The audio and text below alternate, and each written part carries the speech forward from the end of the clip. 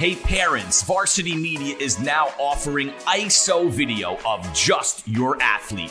Why settle for the wide angle that shows every player on?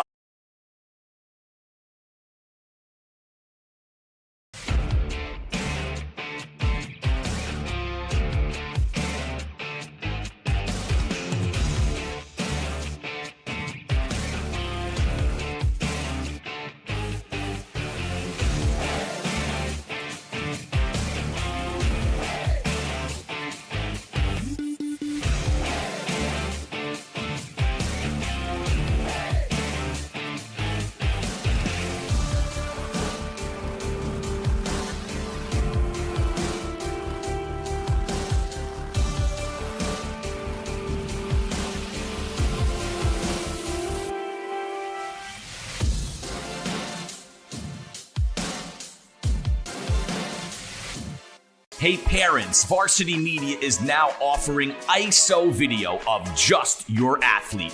Why settle for the wide angle that shows every player on the field?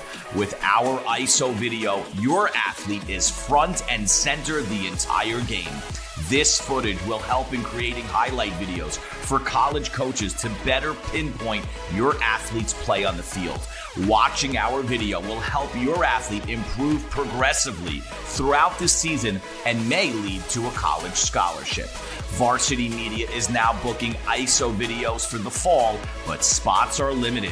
Contact us today for football, soccer, field hockey, and volleyball by calling 516-403-2050 or emailing ben@varsitymedia.net.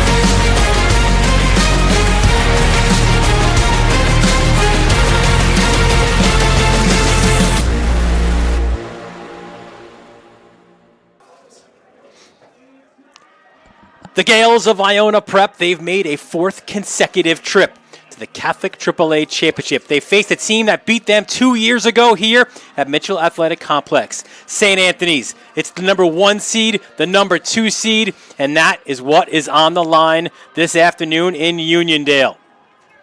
It is the Catholic AAA Championship game. The second-seeded Friars of St. Anthony's, the top-seeded Gales of Iona Prep. I want to thank our sponsors for this afternoon's title contest, Maspeth Federal Savings, Malloy University, as well as Catholic Health. Well, a pleasant good afternoon, everyone. Dylan Butler alongside Pat Godfrey for the game we've been waiting for all year long. The top 2 seeds have found a way to meet here in the championship game. 8 points separated these two teams. They are perennial powerhouses. Every year they expect to make this game. This year, they've made it here yet again. Yeah, it is a matchup of heavyweights, and if you're looking for a big-time bout, this is going to be nothing like Tyson Paul was last week. This is going to be everything you hope for and more. Iona versus St. Anthony's, 2 of the perennial powerhouses in this AAA division, coming out here on the march to another state championship. Let's see how these two teams got there as well as we take a look at the bracket and the AAA. Iona Prep, they were the 1 seed, so they earned that first round bye in the quarterfinals. For St. Anthony's, they made short work of a struggling Stepinac team this year, and then what a barn burner in the semifinals against Cardinal Hayes. What a game that was a week ago at Cy Donnelly Field, a 5-point win. Iona Prep, slow a little bit early on against Chaminade, but a big Mamadi Sangare interception, a pick 6 right before halftime, really changed things for the Gales. They come in off a 20-point win over Chaminade. Yeah, Coach Spags felt like last time they got out on the field, there's a little bit of rust from that bye week to open off the playoffs, but not a concern here today. They are firing on all cylinders, and they're going to really need it against a St. Anthony's team that's coming off a barn burner of a matchup. Gary Merrill versus Richie Beelan. That time around, the Friars able to emerge victorious and going to look to ride that momentum towards a AAA title. Let's take a look at the tail of the tape, and you can see, look, 1 point separating these two teams during the regular season, or into this championship game, I should say. St. Anthony's defensively giving up a little bit more, but I mean, so many similarities between these two teams. Yeah, incredibly close matchup. The last time these two teams played, it was only an 8-point game, 48-40 up in New Rochelle in favor of the Gales. But this time around could be a different story. Gary Merrill going to have something to say about that. Both offenses very potent and going to be a challenge for defensive coordinators here today at Mitchell Field. Yeah, we start our look at the two teams with the visitors on the scoreboard today, although many would argue maybe they have home field here at Mitchell Athletic Complex, as you see the Friars making their way out onto the field. They are the number 2 seed. They are 9-3 on the season, but a team that's playing much better than they have been. Yeah, St. Anthony started off the year with a shocking loss at home to their arch nemesis, the Chaminade Flyers, but since then, they have been flying high in South Huntington. St. Anthony's really playing great football down the stretch, and they're going to need to play their best game today against an Iona team that is yet to lose against New York State competition this year. And these are two guys who helped to lead them there. Interesting to note, Pat, both Xavier Bala and Cam Urso did not play in the regular season matchup in New Rochelle. Yeah, we'll see if those guys are the difference makers out here today. Bala, one of the most talented sophomores that you will find in all of New York State, already has a couple offers from the likes of Syracuse and Rutgers, and he's going to have to get it going on the ground today if they want to emerge victorious. On the flip side, Cam Urso missed a lot of time this year due to injury, but he's playing his best football since coming back. Had a huge game stopping Richie Beelan and the Cardinal Hayes Cardinals last week, and Cam Urso is going to need to step up in a big way in this AAA showdown. And now the Gales of Iona Prep, 9-2 on the year. And really, you'd have to say, because of that regular season win over St. Anthony's, they're the home team here.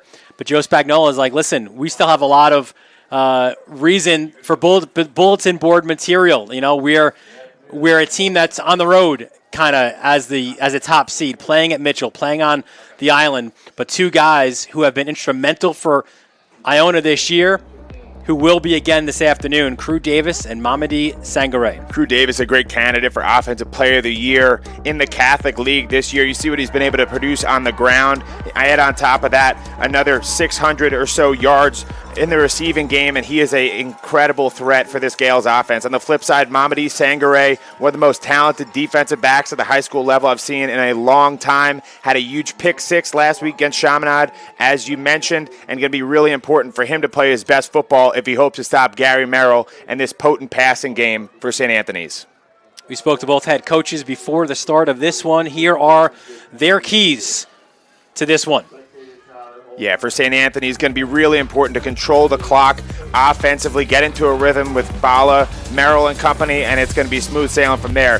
Defensively, you got to stop the run and tackle well. Crew Davis can really make you pay in the open field, so that's going to be super important for their D, and then limit the big playability from the Gales. They can get out there in a hurry and score points really quickly. So going to be important for St. Anthony's to play sound defense in the secondary. On the flip side, for Iona Prep, got to maintain your composure. You're out here on Long Island, even though you're the 1 seed, feels maybe a little bit more like a road game. So maintain that composure. No unforced errors. This is a St. Anthony's team that will make you pay if you give them the ball. And then on the other side, take care of the ball and capitalize on your opportunities. St. Anthony's the team that's not going to leave a lot open for you, but when there is an opening, you got to go seize that moment. Iona Prep hoping to win another AAA title game, their 4th straight appearance here, but haven't come away victorious since 2021.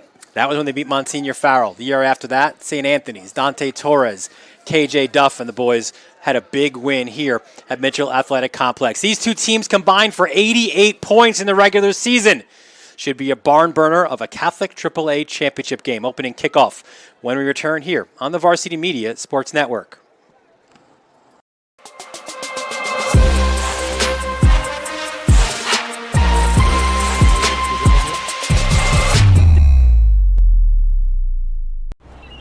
Every day opens a new door to learn, to grow, to connect with special people.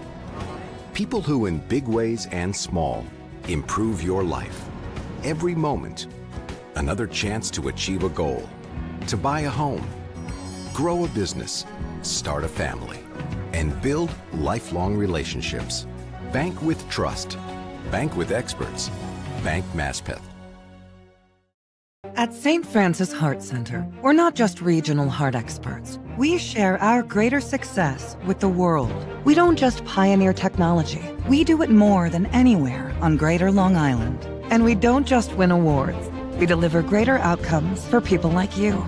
As New York's only specialty designated cardiac center, we're not satisfied with just being good. This is Long Island. This is St. Francis Heart Center. And greater lives here.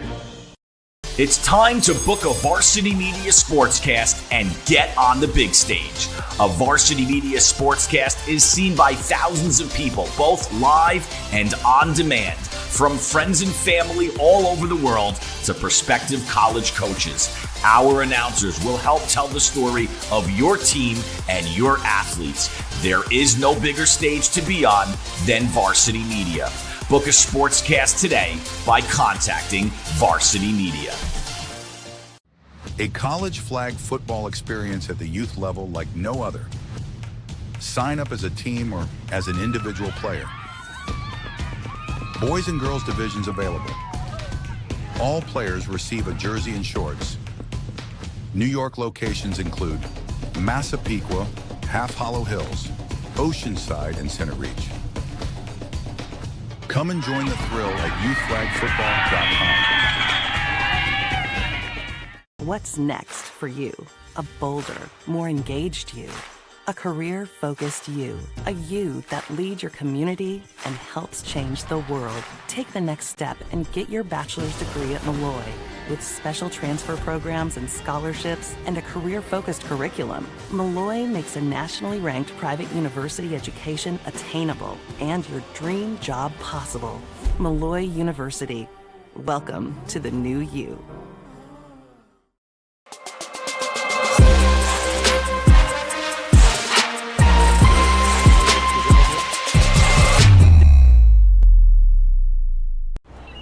Every day opens a new door to learn, to grow, to connect with special people.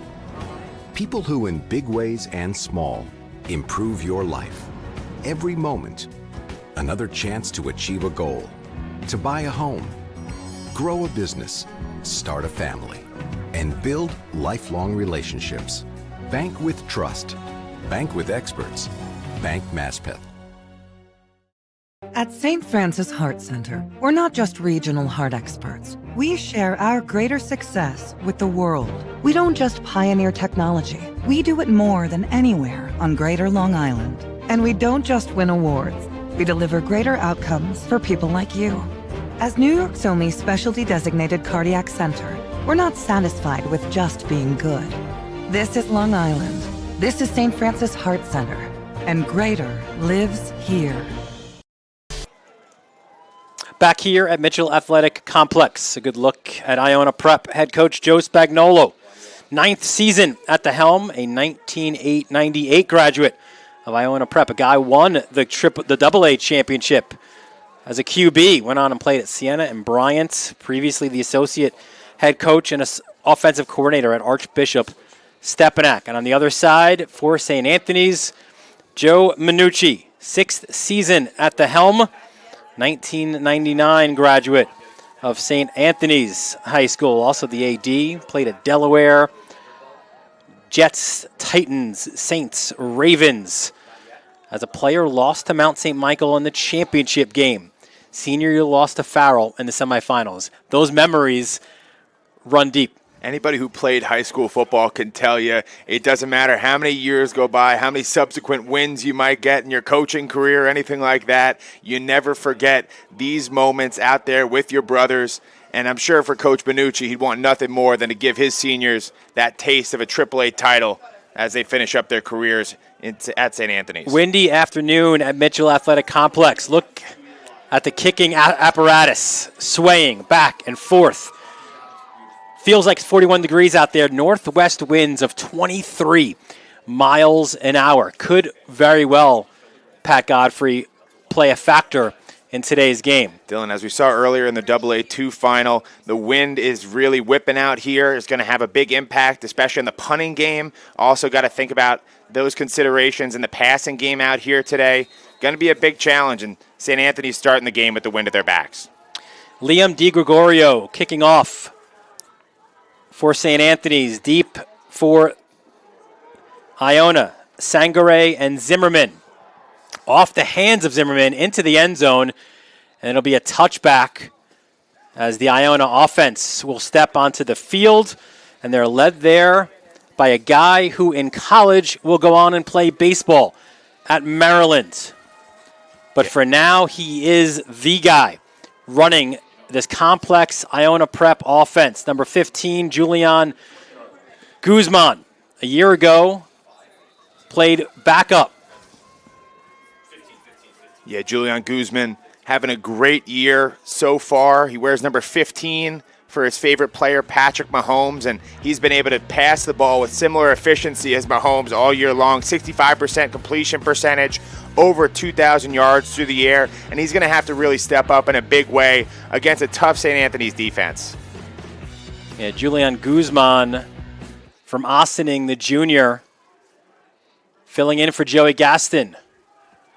Takes the first play from scrimmage, calls his own number, and gets out of bounds. Let's meet the starters offensively for Iona Prep and their starting lineup, brought to you by Malloy University. It's Guzman, Hewling, Davis, Presto, Perello, and Wolf up front. What an offensive line they've got.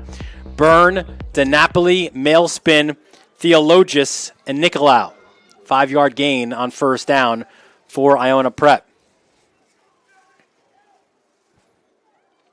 That's Davis in motion. Handoff, Hewlin up the middle. And there's a little bit of a push there getting toward the first down marker. Let's meet the starting defense for St. Anthony's. The Friars defense brought to you by Malloy University. Up front, it's Urso, Charzuk, and Garcia.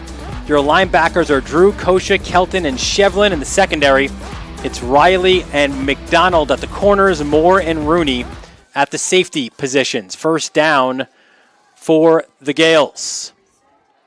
Iona doing a good job moving the ball on the ground over those first two plays. Really good sign for that Gales offense if they can get yardage at will.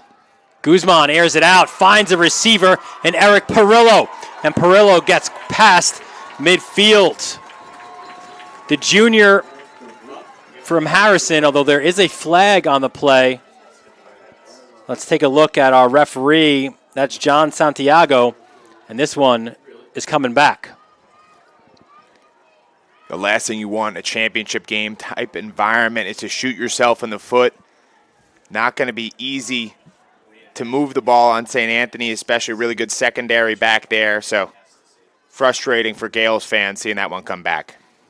Was about to laud Perillo, who has filled in for the Gales' leading receiver. Stephen Dowdy broke his leg early this year against Bergen Catholic. That's one of what has been numerous injuries for Iona Prep, where Joe Spagnola said he's never had to deal with as many impactful injuries in a football season as he had this year. So this pushes back the Gales 5 yards, 1st and 15 from the 25. Crew Davis breaks a tackle, breaks another, still on his feet, and finally pushed out by Moore. Crew Davis is a special player, does a really good job getting around the end there. And he was led by number 52, Rowan Byrne. Normally plays left tackle. They switched him over to right tackle for this play, which could be a tell early on in this game where the ball's going. And good blocking upfield as well by Hewlin. But yeah, the idea, Pat, and sorry to cut you off there, was it's get Crew Davis the ball in space multiple ways, different looks, even as a decoy. Here he is coming towards the Iona Prep sideline. That's a solid tackle as well. Moore again in on the tackle, as well as Anthony Sanchez. Yeah, right there. Got to see that open field speed of Crew Davis. Probably the scariest weapon in the entire Catholic Football League this year. Does it a little bit of everything, and it's going to be good news for Gales fans the more that number 5 can get the ball in his hands. Spagnola said he's never had a guy lead his team both in rushing and receiving yards. That's what Crew Davis has done for Iona this year. Handoff Hewlin right up the middle, barreling forward near the first down marker. Caden Hewlin is a load. I'm sure we'll be talking about this Iona offensive line all day long, but right there, they're just going to run it behind Maspeth and Theologus. Really nice hole opened up through the middle of that St. Anthony's defense, and Hewlin's the kind of guy who can make you pay for it. And we'll show you later on. We have a graphic on the O-line, and this is a college-sized line. These are big dudes up front for Iona. Spagnuolo is confident. This is one of the advantages he thought he had this afternoon at the line of scrimmage. Here's Davis cutting it to the outside, lowering his shoulder, and another first down for Iona Prep. Yeah, right there, Crew Davis made sure that Parker McDonald felt the pain. If he's going to fly up and try and tackle the Gale running back, he's going to feel it. And you just see that vision right there. Nice patience, let his offensive line set things up, and then getting to the edge. Moving like clockwork early for this Gales offense. Yeah, they're down to the St. Anthony's 40-yard line. The injury bug that Iona Prep felt throughout the lineup actually turned advantageous in the postseason, Spagnuolo thought, because now they're multiple in how they can attack.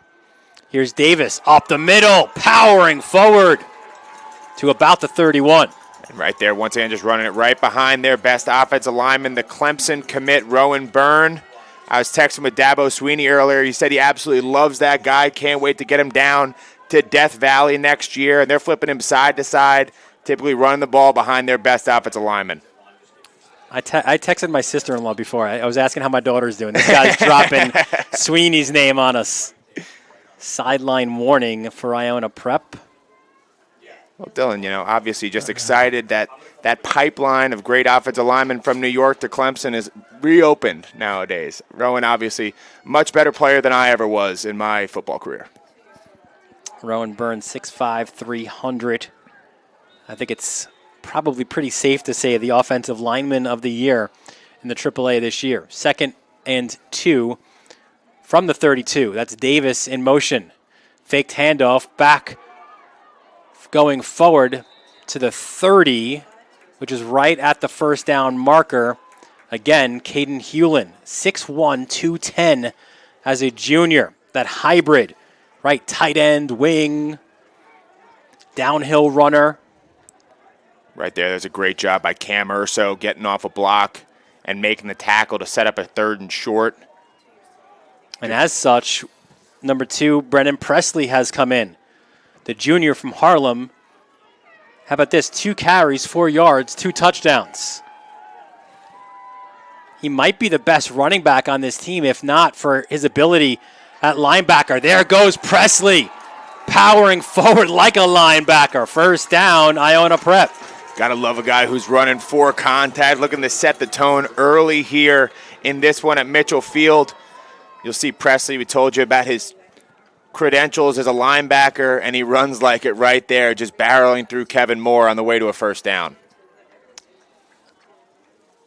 This is quite the opening drive for the Gale. Started at their own 20. Now they're on the St. Anthony's 24-yard line. Again, Davis in motion. What a play by Guzman. Tucks it under, spins, turns, still on his feet. And that's good for another Iona Prep first down. Yeah, they're just moving the ball methodically right now. Last time these two teams met, the St. Anthony's defense had their hands full all day long. Iona put up 48 in the regular season matchup in New Rochelle, and this opening drive definitely bodes well for Gales fans. Red zone time now, 1st and 10 from the 12-yard line.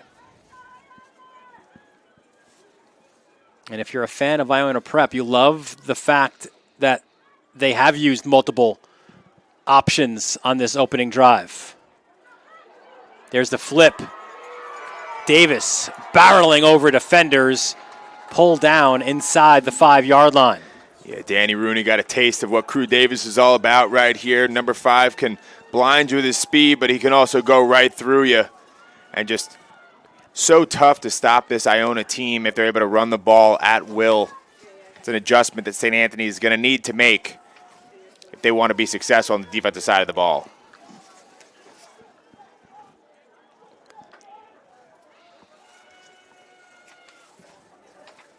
Once again, Rowan Byrne lined up on the right side, right tackle. Guzman tries to angle himself towards the end zone, pushed out by Moore at the 2. You know, Dylan, going into this game, we knew that Julian Guzman was very talented throwing the ball. I think it's been impressive the way that he's been able to use the other dimension of his game, his feet, here early on. And look who we have in now on the offense. Gabe George in. This is their strong set, their power set. George is starting DN, going to Navy. Also Presley back in, number 2.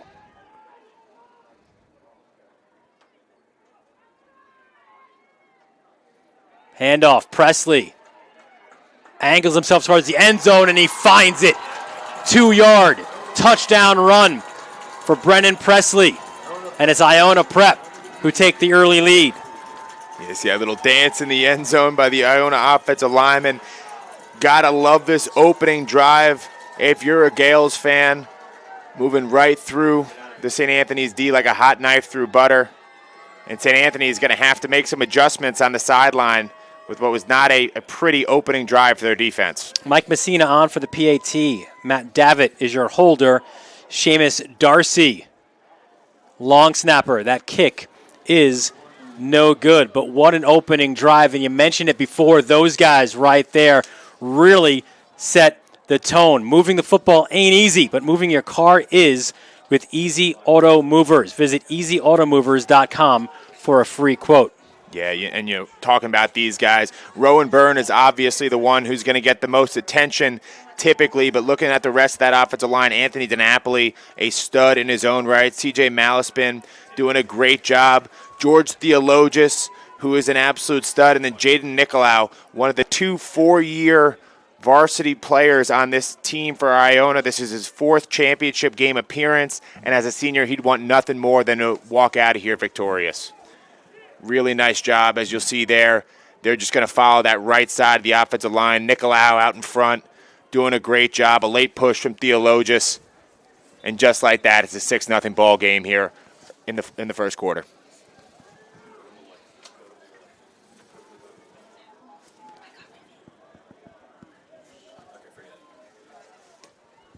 So, and you mentioned Nicolau, a guy, 4-year varsity player. There's only 2 of those guys on this team who have a ring. He and Teron Johnson are those 2. And Nicolau, an up-and-down career, but the best, he saved his best for last in his senior season. No doubt. He's always had a guy with big-time potential. I've been working with him for years. They used to call him Big Baby because he's been about 280 pounds since about the 7th grade, but a really impressive guy up front and paving the way early. Fielded upfield.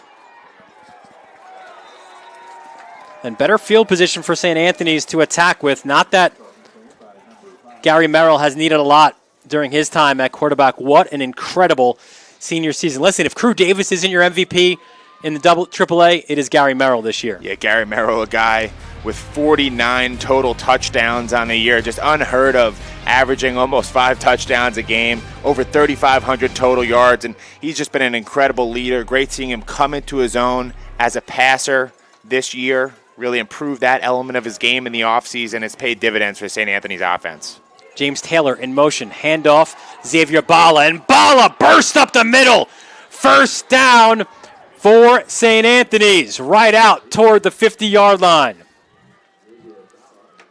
Xavier Bala right here getting things going early. You might remember he missed the regular season matchup between these 2 teams. He's hoping to be the X factor in a St. Anthony's victory today and coming out the gates quickly for the sophomore. 1st and 10 from the 49-yard line. Feed the beast. Bala short gain, which allows us now to meet the starting offense for St. Anthony's. Brought to you by Malloy University. Merrill, Bala, Taylor, Russo, Simmons, and Hart. Up front, Dowling, Groenwald, McNaughton, Ortiz, and Chan Chuli. No gain on first down Actually, it's a gain of 3 on first down. Handoff, Bala cuts it back inside. The defense, though, making some big plays for Iona Prep. Let's meet those starting guys on defense. The Gales defense also brought to you by Malloy University. George, Hunter, Trujillo up front. Stewart, Presley, Plunkett, Sangare, your linebackers. Galloway and Johnson at the corners. Davitt and Poole at the safety positions. 3rd and 7 for the Friars. Big third down here early. Taylor in motion. Merrill flushed out. But this is usually where he's at his most dangerous. Continues up the sideline. Gary Merrill! It's really amazing watching just the balance of Gary Merrill right here down the sideline. 99% of high school football players are maybe getting out at the sticks and nothing more. Instead, Merrill able to bounce off the would-be Iona tackler and tiptoe down the sideline for an extra 20. What a great run here early for Gary Merrill. 1st and 10 from the 14-yard line. Bala up the middle for a couple. Another nice play by Orion Trujillo, the junior from Astoria, shutting things down from that defensive tackle spot. And St. Anthony's not having the easiest time running the ball up the middle against a pretty stout defensive front for Iona Prep. Yeah, Micah Hunter, 5'10", 270. Trujillo, 5'11", 250 as well. Now the handoff. Bala tries to find a seam on the right side. Wasn't there. Yeah, it looked like Jay Lil Stewart on the tackle right there. 6'1" senior from Mount Vernon. And sets up another 3rd down for this Friars offensive attack.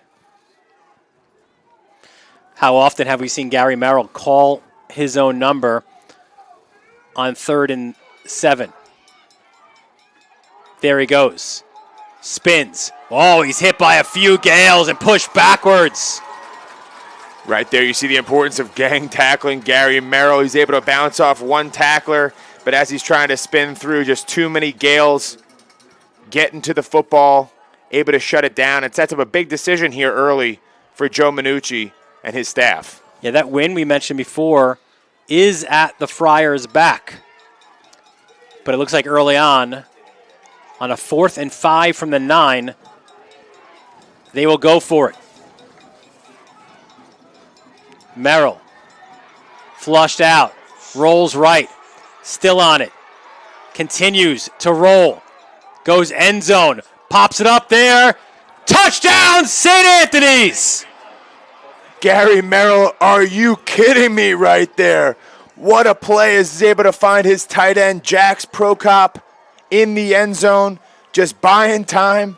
Seemed like 2 or 3 different times that Gale was going to get to the starting quarterback, number 16, but continues to elude the defense and just lofts this one up, able to connect with his sophomore tight end down there in the end zone. What a play for St. Anthony's to tie this one up. Jax Prokop only had 1 catch on the season going into this game. What a huge, huge second catch.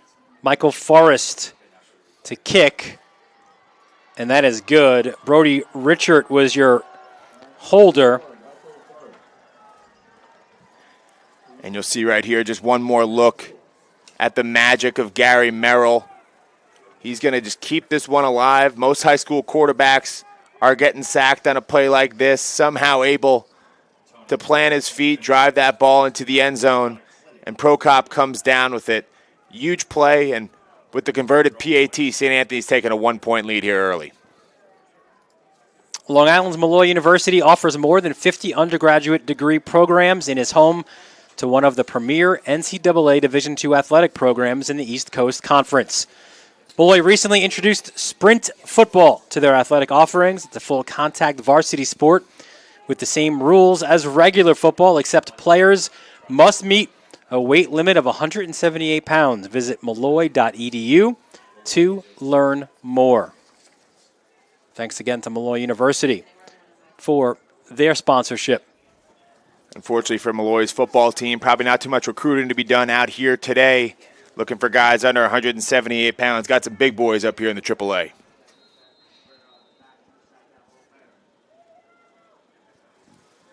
So St. Anthony's, 7-6 lead early on. What a response by the Friars.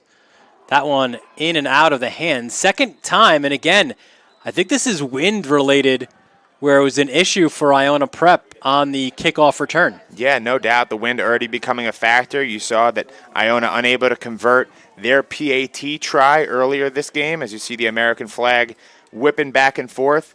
St. Anthony's with the wind at their back, able to convert, been able to flawlessly execute on the special team side of the ball, and that's the difference in the game right now. Although it didn't affect Iona Prep too much on their opening drive. They went 80 yards as Brendan Presley ran it in from 2 to take the early 6-0 lead. Yeah, what stood out about that opening drive for Iona was just the dominant physicality on the line of scrimmage. If they can keep that going all day long, it's going to pay dividends for Crew Davis and company.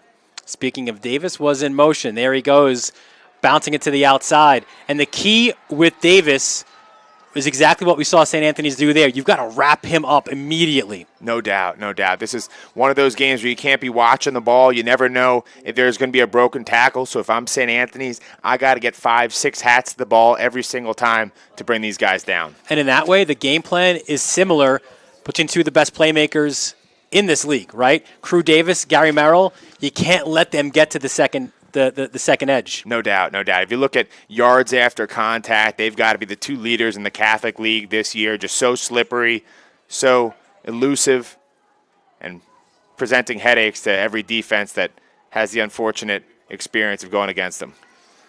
2nd and 12 might be the last play of this first half. Looks like Davis blew a tire at the 25-yard line. Refs will stop the clock here as well. Timeout for St. Anthony's. Once again, broken tackle there for Crew Davis. That time around it was Cam Urso, the first St. Anthony's defender to get there. But as we've said, and we'll say all day long, number 5, not an easy guy to take down in open space, presents a real challenge for every defense. Try out for 3rd and 10, Long Island's premier 7-on-7 national travel team. Register today and be part of a storied list of alumni representing Long Island's most skilled football players. Yeah, Divine Buckham, a guy who I worked with at Uplifting Athletes back in my college days. He had a great career at Lehigh University, played in Europe for years, and now is coaching the next generation of great athletes from New York. 20.6 seconds left in a fast-moving first quarter, but already a lot of entertainment offensively.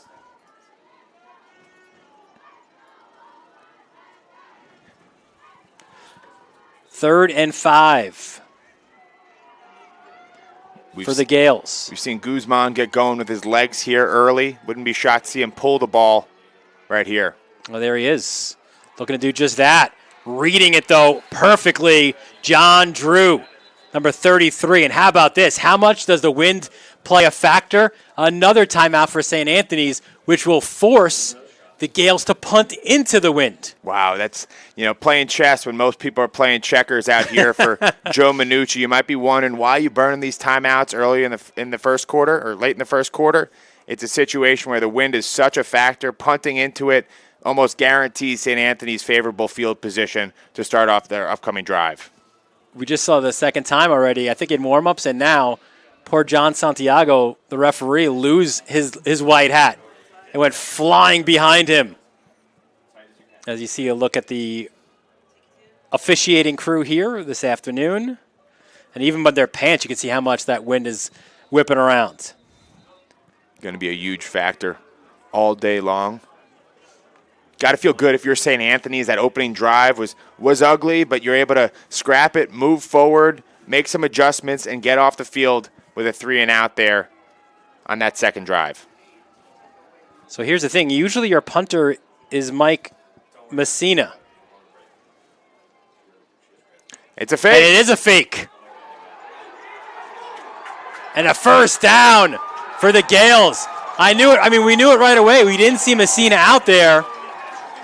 What a play right there. Gutsy call by Coach Spags. Getting it to Gabe George. All 6'6", 265 pounds of him. Right up the gut. And you got to applaud the play call right there. St. Anthony's caught off guard. And Iona's going to keep this drive going in the second quarter. What a first quarter of football. Spags is like, you're going to burn your timeouts? I'm giving the ball to Gabe George on a fake punt. Let the big man eat. He's going to Navy as a D end. Looks like a tailback here. 7-6. St. Anthony's the lead over Iona Prep. You're watching the AAA Championship on the Varsity Media Sports Network. Going, Israel Bonnie Kunda, running back for the New York Jets, and you're watching Varsity Media.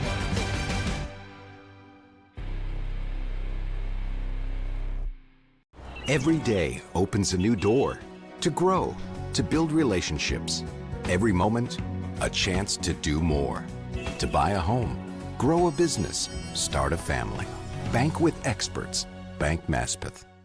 Are you a local business looking for new and creative ways to promote your company? Varsity Media offers affordable rates that can get your message across to a demographic of 18 to 54 years of age. Our follower base across social media is over 50,000 strong, and our viewership numbers per game are in the thousands. Don't blow your advertising budget on old staples like TV and radio media. Reach out to Varsity Media to get the best bang for your buck. Crew Davis, a 3-yard gain on first down. Start of the second quarter. Dylan Butler, Pat Godfrey, our entire Varsity Media crew from Mitchell Athletic Complex. As Caden Hewlin gets out to about midfield. And listen, in the bag of tricks, Spags. Impressive stuff. Yeah, gets the first one. You know, in big-time games, you got to sometimes make a big-time decision right there. Showed some guts in your own territory. Would have been risky had it not paid off. But ultimately, you get a new set of downs and back to work for Julian Guzman and Crew Davis. And again, too, you force St. Anthony's to burn those 2 timeouts.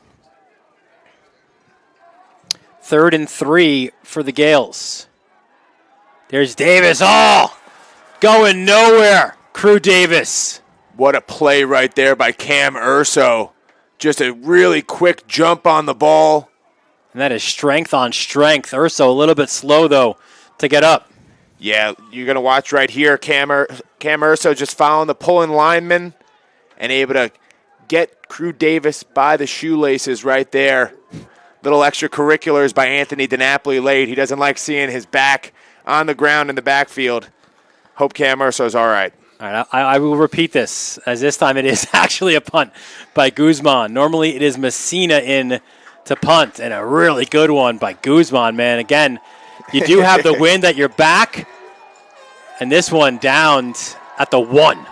It's amazing how everybody, Shane Leckler, when they've got the wind at their back, not quite so pretty going the other direction. And even though Iona unable to convert their fake attempt into some points, incredibly valuable as they're able to pin St. Anthony's deep in their own territory for this next drive. So let's see what Gary Merrill and the Friars have.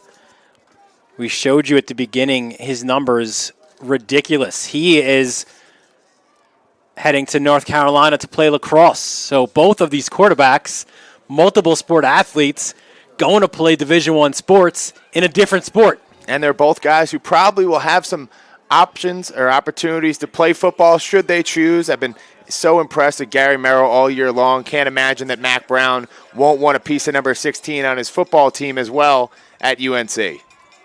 Bala chased down by George, and he gets about 2 on first down. This is a time, and you know it, right, as a former O-lineman, that Ryan McNaughton snaps have to be dead perfect. Yeah, the senior from East Northport has to be a little stressed out, snapping the ball back into their own end zone, but doing a good job, looking to get some breathing room here on first and second down. Back to Bala, tries to cut it inside, sent backwards by the Gales defense. This sets up a pretty precarious third down for the Friars offense. You're on your own 1. looking to get some breathing room for your punt unit to get out there. And then to add insult to injury, that punt unit will have to go into the wind. So not an easy scenario, and Joe Minucci would love to be able to convert right here on third down. One of those two where Merrill maybe goes hard count and tries to at least get himself out of the end zone. Here he goes, Merrill pushes forward. He does get out of the end zone at the least, but what an effort defensively by Iona Prep. Yeah, Brennan Presley right there called his name earlier on the offensive side of the ball, but the junior from Harlem just flies up, able to bring down Merrill. Unfortunate for St. Anthony's that wasn't a safety. And now you've got a punt from the back of your end zone. That's Michael Forrest. The snapper, Mikey Riley. Again, he's got to be perfect now. Yeah, heels on the end line. Never a good feeling for a punter. Eric Perillo and Matt Davitt are at about the 35-yard line here. Snap is good. The punt, end over end. It's a wobbly one that will go out of bounds at about the 17-yard line. Yeah, and we're just seeing the impact of that wind.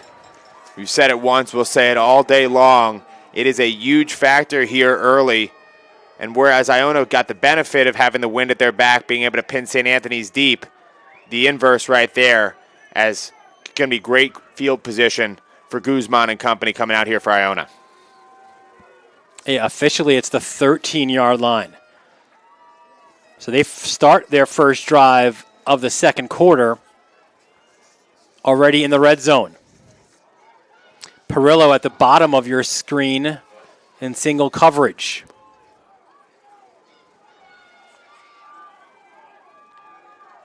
Guzman fakes the handoff. Plenty of time. Rolls left. Chased down. And he's taken down by Cam Urso. Cam I am. Yeah, it's a really nice job by Cam Urso, who's just going to drop back into the flats and then fly up to pick up Julian Guzman right here. Guzman, obviously not a guy easy guy to tackle in the open field, but number 6, just so athletic for a defensive lineman. Urso also did not play in that first meeting. And as soon as he came back in that regular season game against Cardinal Hayes, a game they needed to win to earn the number 2 seed, he has been playing lights-out football. Yeah, really just a different team with him out there. You know, already 5 sacks on the year, having played only a few games. Guzman fires it over the middle. That is incomplete. Going back to Urso, St. Anthony's number 6, the defensive end. He came into this game, again, had only played about 5 games in regular season. 27 tackles, 14 tackles for losses. He just had another. That's his 15th tackle for a loss. So more than half of his tackles have been for losses. Yeah, this guy just causes chaos in the backfield every time we get the pleasure of watching him play. His production's been off the charts, and I'm sure has a great career to look forward to on Saturdays as well. So does Crew Davis. Look at him move by Crew. Crew Davis, 15-yard touchdown for Iona Prep. Yeah, that's going to be the 17th touchdown on the year for Crew Davis. Does a really good job just finding the seam. Everyone loves to rave about his athleticism, but also his vision back there is probably unparalleled in the Catholic League. You'll see just a really nice little cutback, follows his lead blocker in Ewing, and that's an easy one for number 5. So Davis finds the end zone. The PAT off the mark. Second missed point after attempt for Iona. The Gales with a 12-7 lead here. 6:54 left. First half, you're watching it right here on the Varsity Media Sports Network. You're watching Varsity Media, New York's high school sports network. Did you just have the best athletic year of your life? And now you want to show it off to college coaches? Well, let Varsity Media help you. Varsity Media's college recruiting videos show off your unique skills to help you land a spot on the team of your dream school. We'll provide music, spot shadow effects, and a link to send to your next coach. Contact us today for more information. Don't rely on word of mouth or cold emails. Let Varsity Media help you take your game to the next level.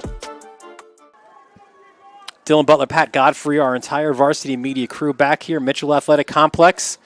It is the Catholic AAA Championship. And Pat, usually we see if there's one missed PAT, how much that looms large. This now 2 for the Gales. That's 2 big points off the board in a game that we don't think is going to be separated by a lot of points at all. Yeah, last week against Cardinal Hayes for St. Anthony's, we saw Hayes miss an early PAT, and it seemed like they were kind of chasing that for the rest of the game. If you're Coach Spagnuolo, really hoping that those 2 missed PATs don't come back to haunt you in what could be a razor-thin margin here in this AAA title game. Well, it won't on the kickoff, which went through the back of the end zone. So St. Anthony's, their first drive of the second quarter was from their 1. This time, a little bit more manageable from their own 20.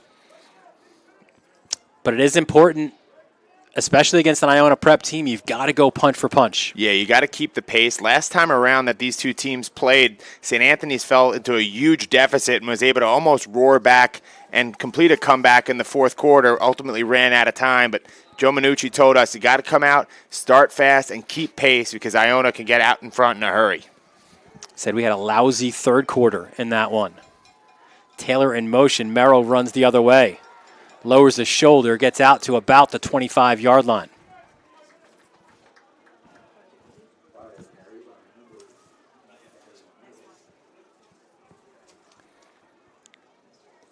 Got to like that play on first down for St. Anthony's. Keep things on schedule. And we saw key number 1, right? But Minucci mentioned control the clock. That is one way to keep Crew Davis and the Iona Prep offense off the field. 2nd and 6. Another handoff, another good-looking run, and the boys up front are blocking for the runners. Taking a car to college next semester, let Easy Auto Movers help you. With nationwide shipping, visit easyautomovers.com for a free quote today. There's a look at the big boys up front. Yeah, Gary Merrill gets all the love with around 1,700 rushing yards in the air, but these guys are the ones that make it possible. Billy Dowling, Gronveld, and then go to McNaughton, Ortiz, and Chanchuli, a bunch of studs up there.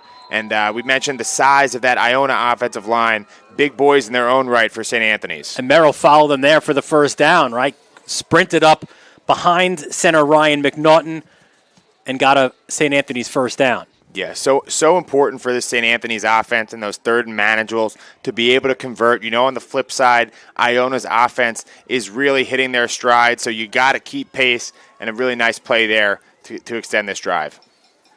1st and 10 from the 31-yard line. That's Kevin Moore in motion. Little jet sweep from Moore. We see him more, no pun intended, on the defensive side, but listen, when you got great athleticism like Kevin Moore does, why not try a jet sweep with him? Yeah, he's one of those guys who has just the blow the top off the defense type speed for St. Anthony's. We see him returning kicks, and that's been a new wrinkle in his game, getting involved in the offensive side of the ball this year, doing a really good job. 3-yard gain on first down, 2nd and 7, and a flag thrown. John Santiago's flag flew behind him 5 yards. He's got to go back and retrieve it. Yeah, false start on the offense. The wind causing headaches for both teams as well as our officiating crew out here today.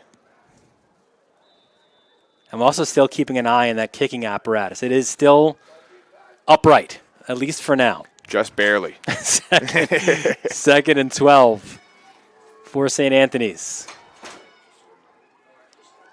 Handoff, Bala. What a cut up the field by Xavier Bala. It's all made possible by number 77, Bryce Chanchuli, who's out in front, pulling on that one, clears open a really nice hole, and able to set up a 3rd and manageable for this Friars O. Chanchuli, the junior from Oakdale, 6'3", 265 at right tackle. And as we've mentioned in the past, a member of a great football family. His older brother Carson was a fixture on the St. Anthony's offensive line. 3rd and 4. Merrill delays the handoff, and that gives him time to get the first down. Slides it about midfield as the Friars move the chains. And Gary Merrill is going to use a little fake here that is just absolutely filthy to shake off Presley, the defender for Iona. Boom, you see jukes him out of his shoes, gets around, and able to continue to move this drive forward. New set of downs. And that's what you needed to delay that handoff just enough to get the bite to think it's going to Bala. Flag again. And this would appear to be another false start against the Friars. Yeah, it's really just little mistakes that can't happen for St. Anthony's in title games. The margin for error becomes so thin, and those self-inflicted wounds will really come back to haunt you against a team the caliber of Iona Prep. 1st and 15 from the Friars 43.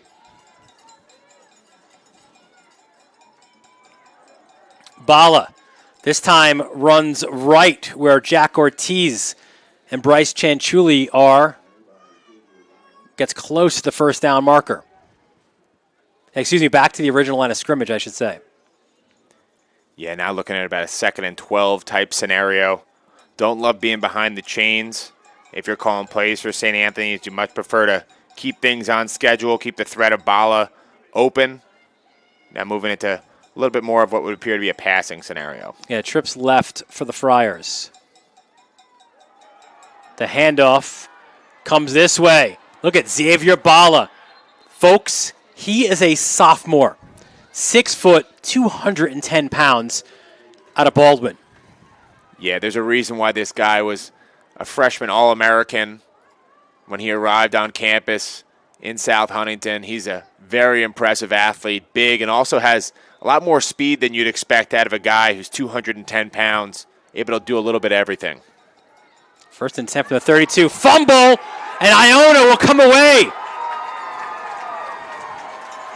Costly mistake right here by Gary Merrill. I think he took his eye off of it, and Jaleel Stewart is all over that fumble right there for the Gales. What a huge swing. You look, he's not looking at the ball as it comes in. And fortunately for the Gales, able to jump right on top of it, get the ball back to Guzman, and a chance to extend their lead. So first big break goes to the Gales, or first big stop at least. You know, talking to Coach Spags going into this game, he said it's going to be really important for them to get out the gate quickly. St. Anthony's has made a habit of dominating the first quarter of games. Not the case this time around, which definitely bodes well for any fans of the Iona Prep Gales. Crew Davis, what a fake by Guzman, who still has it on his feet. Look at Guzman.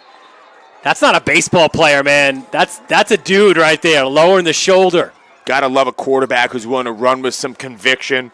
Guzman, not the biggest guy in the world at $185, but able to run with some physicality and really set the tone, get his team pumped up along the Iona sideline.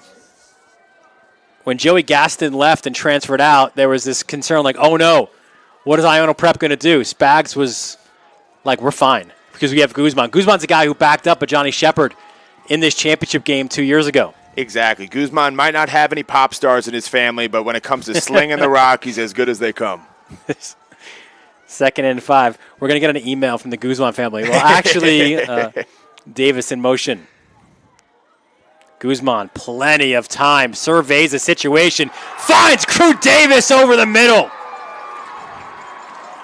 And Guzman just able to thread the needle right here. One of the luxuries of having a great offensive line is he's able to step up into this throw, deliver it right on target up the seam to Davis, who just goes up and makes this one easy. Look, nice little 3-step drop here for Guzman, all day with it. And if you give him all day, he's going to find a weapon the likes of Crew Davis, gashing this St. Anthony's defense down the middle onto the 25-yard line. Timeout, Iona Prep with 2:04 left in the first half. We take a look at some of the previous champions in this, the AAA division of the Catholic Football League, and you see Iona Prep.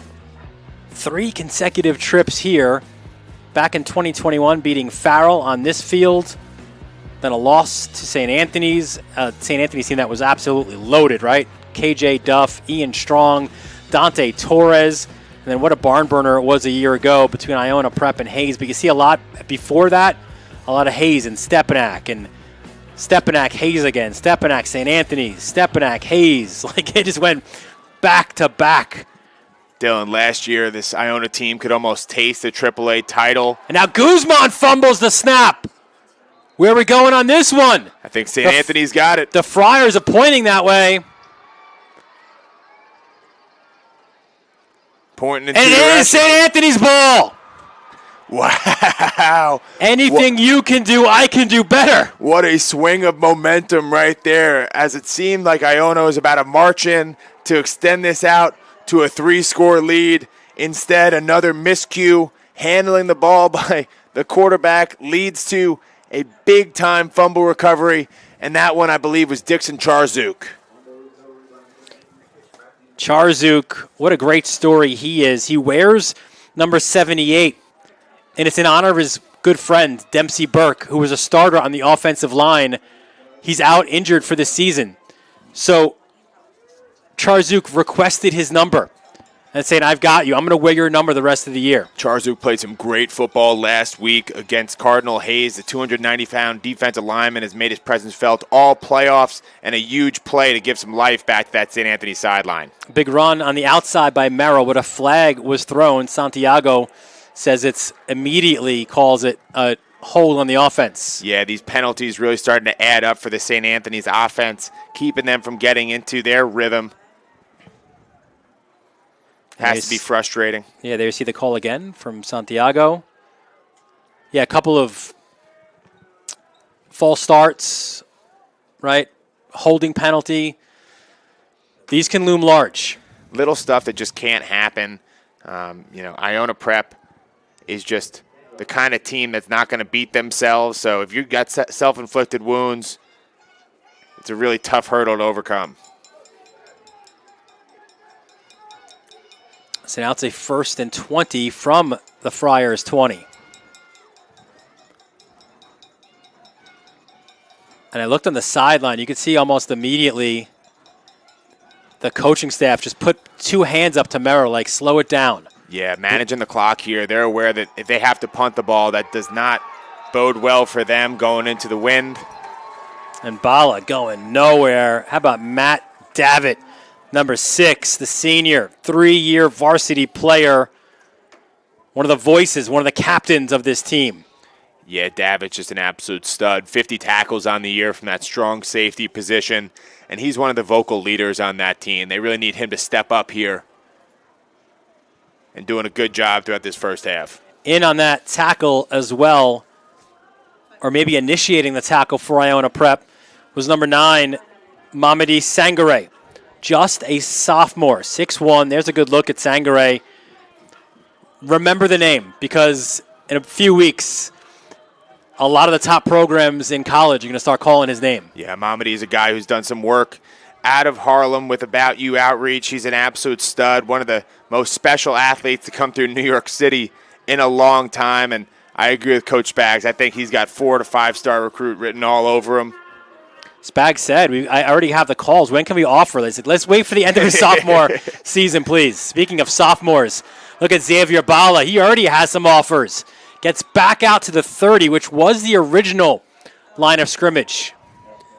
And now that clock ticking down. It'll be interesting to see if the Iona sideline is going to elect to use a timeout. Yeah, I was thinking the same thing, right? Maybe play that same game that Minucci tried to play at the end of the first quarter. Seems like St. Anthony's more than happy to go into halftime knowing they're getting the ball to start off the third quarter down just 5. Especially, again, with the wind being the factor that it is, blowing northwest or swirling northwest at 24 miles an hour. And that right now is in Gary Merrill's face. See them draining that clock down. I think they're trying to bring it right down to a timeout.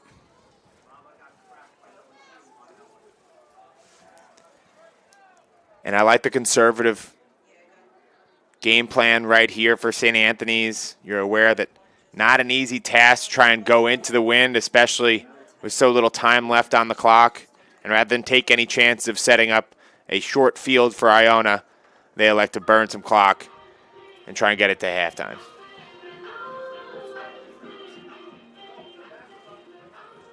So 3rd and 9, 19.9 seconds left in this first half. And again, these two teams met in the regular season That was back in week 5. It was a 48-40 win for Iona Prep. Crew Davis, 17 carries, just under 200 yards and 2 touchdowns, 120 yards receiving and 2 touchdowns, including an 81-yard catch that gave the Gales a 28-20 lead.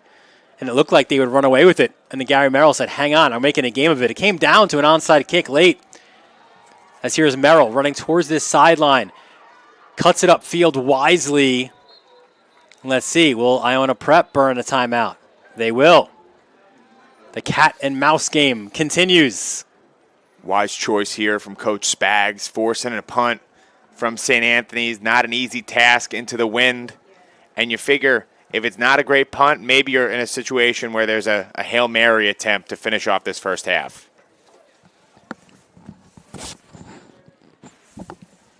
Really crazy, Dylan. You mentioned the performance the last time these two teams got together of Crew Davis and Gary Merrill. Crew Davis going for 320 yards, which is just unheard of. And then on the flip side, Gary Merrill went for 3 touchdowns through the air, 3 on the ground.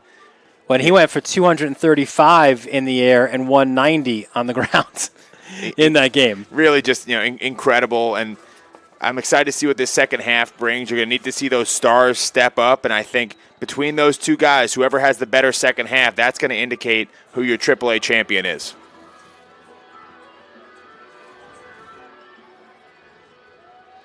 An interesting move right here. Yeah, looks like St. punt Anthony's team not out. leaving the offense on the field. Oh, much like Iona did, although Iona went with a fake punt. This time they're just going to go straight for it. 4th and 3. The fake to Bala. Merrill chased down by Sangare. Cuts it upfield, and he'll be stopped. Interesting move right there from the St. Anthony's offense. I understand what you're doing. Trying to get off a punt going into the wind is not an easy task, definitely risky. But at the same time, you set up Iona from the 35-yard line with an easy shot at the end zone here before the half. And here's a question for you, too, and it's hard because the scoreboard here at Mitchell Field is behind you if you're Gary Merrill. But do you maybe just try to run the clock out then? Just run around like a crazed chicken or something? Yeah, there's a lot of bad things that can happen, obviously, when you start running backwards, and you want to make sure that if you're going to try that, you definitely drain out all the clock. But now we're looking at a situation, 4 seconds to go in the half, and I'd expect to see Coach Spags give the green light to Guzman to take a shot here. Look for Davis. Here he comes, Guzman. Flushed out. Guzman surveys off his back foot. End zone. Interception. All of a sudden, Kevin Moore. He'll get out to the 20. So he'll get another interception on the season, but at least it wasn't for St. Anthony's a touchdown as Kevin Moore gets his 4th pick of the year. That's a least favorite play for every quarterback, as it unnecessarily is going to hurt the stat line a little bit. But good job right there from Guzman, just getting it into the end zone, giving your team a chance, and you can walk into halftime up with a 5-point lead on a great St. Anthony's team. Really good first half. Looking forward to the second. The Gales with the 12-7 lead. It is the Catholic AAA Championship right here on the Varsity Media Sports Network.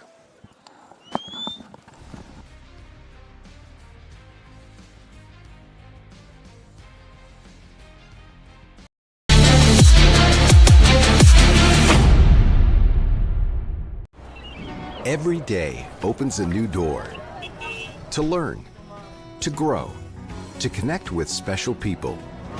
People who in big ways and small improve your life.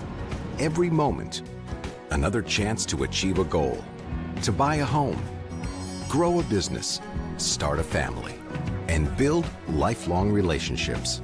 Bank with trust. Bank with experts. Bank Maspeth.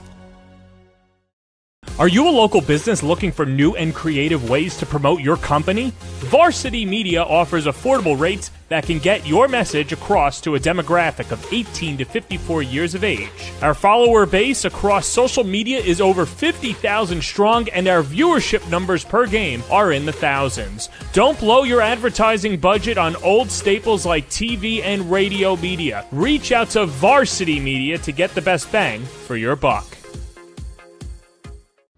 A college flag football experience at the youth level like no other. Sign up as a team or as an individual player. Boys and girls divisions available. All players receive a jersey and shorts.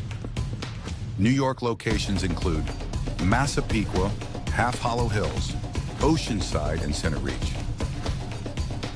Come and join the thrill at youthflagfootball.com. At Catholic Health, when we see our island, we see a region that lives, feels, and pulses with energy.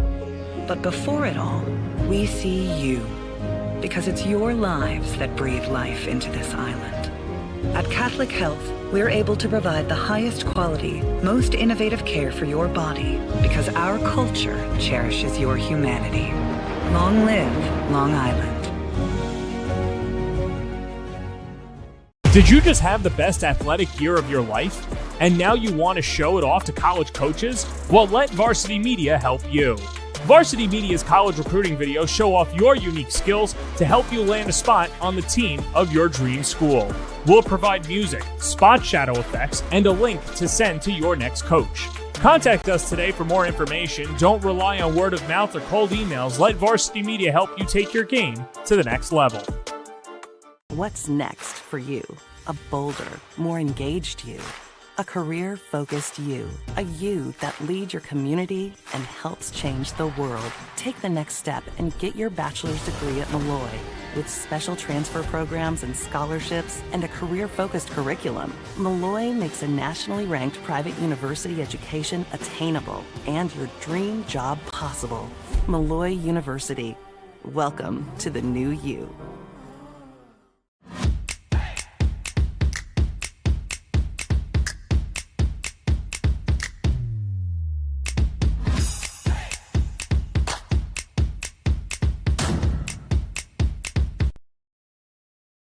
Hey sports fans, did you know Varsity Media live stream broadcasts get viewed by college coaches nationwide? Through our announcers' storytelling and insight on your athletes, we can help your players get an edge on college recruiting. Find out how by reaching out to Varsity Media today, 516-403-2050, or email ben@varsitymedia.net.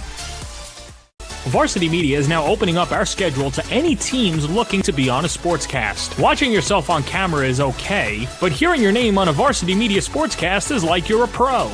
And look at this opportunity. Feldman behind. Jersey pulled. Feldman! Feldman! Here comes the 1-0. Hit on the ground at first. Quinn's up with it. Feeds to Varela. It's a no-hitter. And division's moving on. Nassau County AA champions. As West barks out the signal. West is going to keep it himself inside the 5 to the goal line. Touchdown. Touchdown, Southside. Varsity Media offers sportscast coverage for any sport, and our coverage airs live and on demand so everyone can watch the game. Now is the time to be a star on Varsity Media. Contact us to book a sportscast today at 516-403-2050 or email ben@varsitymedia.net. Hey parents, how about a bobblehead for your athlete? Bobbleheads are one of the most preferred personalized gift items today, and it's so easy to order. All you need is a photo of your athlete, a model number from our extensive collection of bobbleheads, and the sculpting process begins. 2 proofs are sent for your approval, and once it's approved, in a few weeks, your bobblehead is on the way. It's that simple. Order your bobblehead today by logging into varsitymediapass.com and click catalogs, or call 516-403-2050. When it comes to live streaming, Varsity Media does it all. Athletic events, concerts, musicals, graduations, even weddings. Trust Varsity Media when it comes to your live stream event.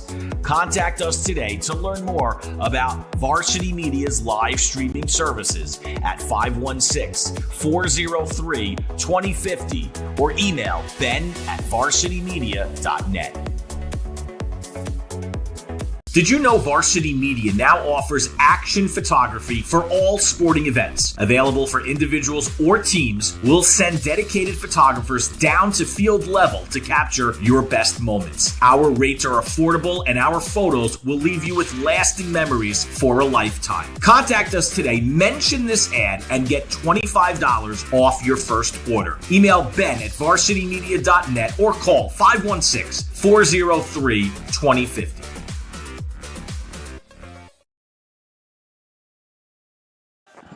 Welcome back to Mitchell Athletic Complex. It's halftime here of the Catholic AAA Championship game, and it's Iona Prep with a 12-7 lead over St. Anthony's.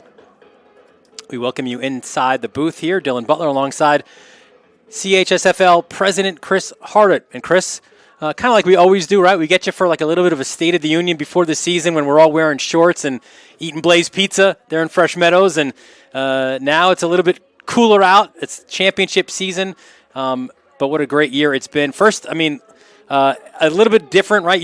I know you love these triple headers. I love these triple headers. A little bit of a switch this year. 2 Staten Island schools playing the AA1, St. Josie, St. Peter's. The decision was made at the executive level to move that game to Staten Island last night, and what an atmosphere it was at Monsignor Farrell. Right. It just, Dylan, it just made perfect sense. You have 2 Staten Island teams, and one of our fellow CHSFL schools, Monsignor Farrell, and their athletic director and president and principal all stepped up to the plate and offered their facility. And it was a great atmosphere for the kids, and that's, when it makes sense like that, you have to make a move like that. And St. Josie winning their first Catholic League championship as well. And we've seen a lot of these programs, if you're around long enough, like or you even longer, you see different sort of teams make, like Xaverian was a AAA not too long ago, and LaRae Smith and those guys running around, Najee Tyler as a quarterback going to Purdue. And now we see them maybe trying to make an uptick and winning a championship like they did earlier here in a tight game against Holy Cross certainly helps a school like that. Right, like we were just saying off the air here, the 3 championship games so far, you have an 8-7 game last night, you have a 14-6 in the Xaverian Holy Cross game, and now we have 12-7 at halftime here in the AAA. So that's what our league, as you know, that's what we battle every year in and year out, to try to make sure that we give all of our programs a opportunity to compete and compete at the level they belong at. And it's not, like I've said a million times, it's not an exact science, but we try as hard as we can to make sure that the teams are playing at the level they should be playing at. And obviously this year it worked out. It worked out very well so far. That it's obvious in the playoff, in the championship games. I know you're a guy who loves football on all levels, and you've got to love as well as being part of this league for as long as you have here. 70th year in the Catholic League. Not your 70th year as part of the league, but the 70th overall. You got to love, too, and we show these graphics all the time on our broadcast. Next level guys playing in college, guys who are currently or have played in the pros. This league has sent so many players to that next level, and I think it speaks probably to the combination of one, the athleticism that you get in this league, the competition, but also obviously, great student athletes as well at all these institutions. Right. Well, it's 35 years for me, so I guess I'm half half the league, right? So, but no, you're right. I mean, you're right. We have players, and we even say this at my own school at Holy Trinity. Playing Division III football at the college level is a major accomplishment. So it's not just about the elite Division I guys. Obviously, we've had a ton of those in our league, but it's about every level and all the kids that go on and play in college, and it says a lot about our coaching staffs and how we operate every year and year out, and the quality of coaching and the quality of administrations and how much the schools get their programs supported. That's what it's all about, and what the league does to support each other and all the other programs. That's the goal of the league. So the proof is in the pudding, right? I mean, the players that come out of here, I'll put us against anybody in the Northeast, any league in the Northeast. We like to say we're the best team in the state, best league in the state. I could say probably in the tri-state we're pretty close. So all the stuff we've done with Jersey, with New Jersey, we're going to keep that going next year. The Battle of the Bridge will keep going, and this year New Jersey got us, but we got them last year in a bunch of games. So that's what we're trying to do. We're just trying to advance the league as much as we can at all levels, the top teams, the middle teams, and the low teams. Well, I think it's not over yet. There's a second half to be played, a Catholic State championship to be played, some Thanksgiving Day games as well that continue an incredible tradition as well between Xavier and Fordham and Hayes and Mount St. Michael. But you got to say year 70 certainly has been a great success, and we look forward to year number 71 and beyond. Excellent. Hey, thank you for all you guys do, you and Ben, and what you do for our league. It's been a great addition to our league over the last, whatever it is, 5 to 10 years. So it's been great. So thanks for everything you guys do. Ben doesn't do too much, but he'll take the credit. Halftime here at Mitchell Athletic Complex of the AAA championship game. Iona Prep with a 12-7 lead. Back with more after this on the Varsity Media Sports Network.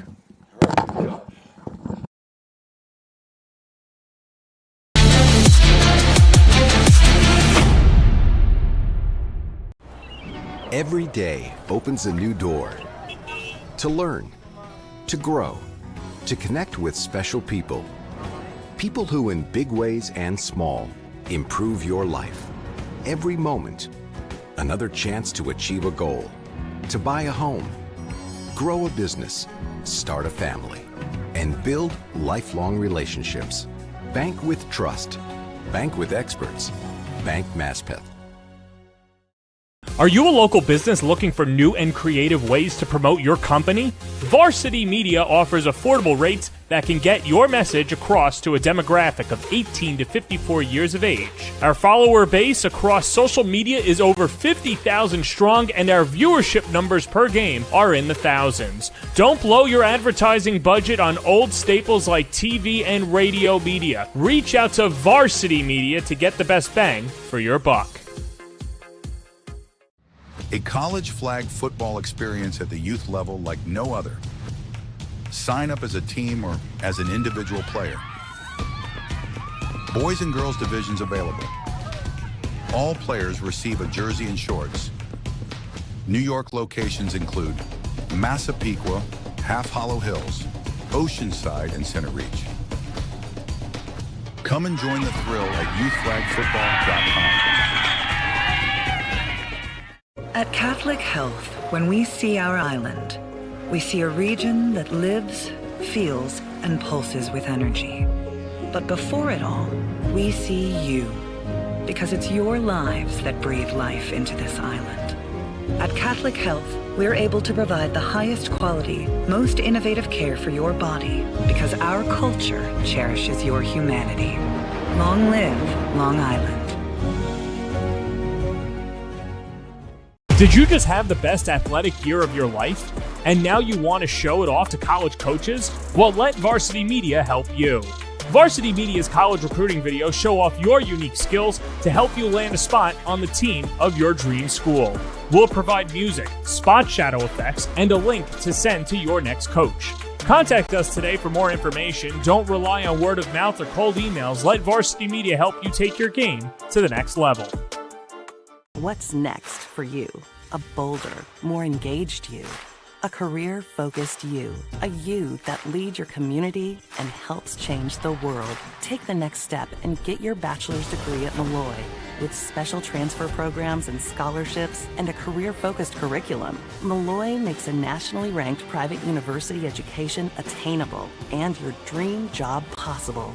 Malloy University. Welcome to the new you.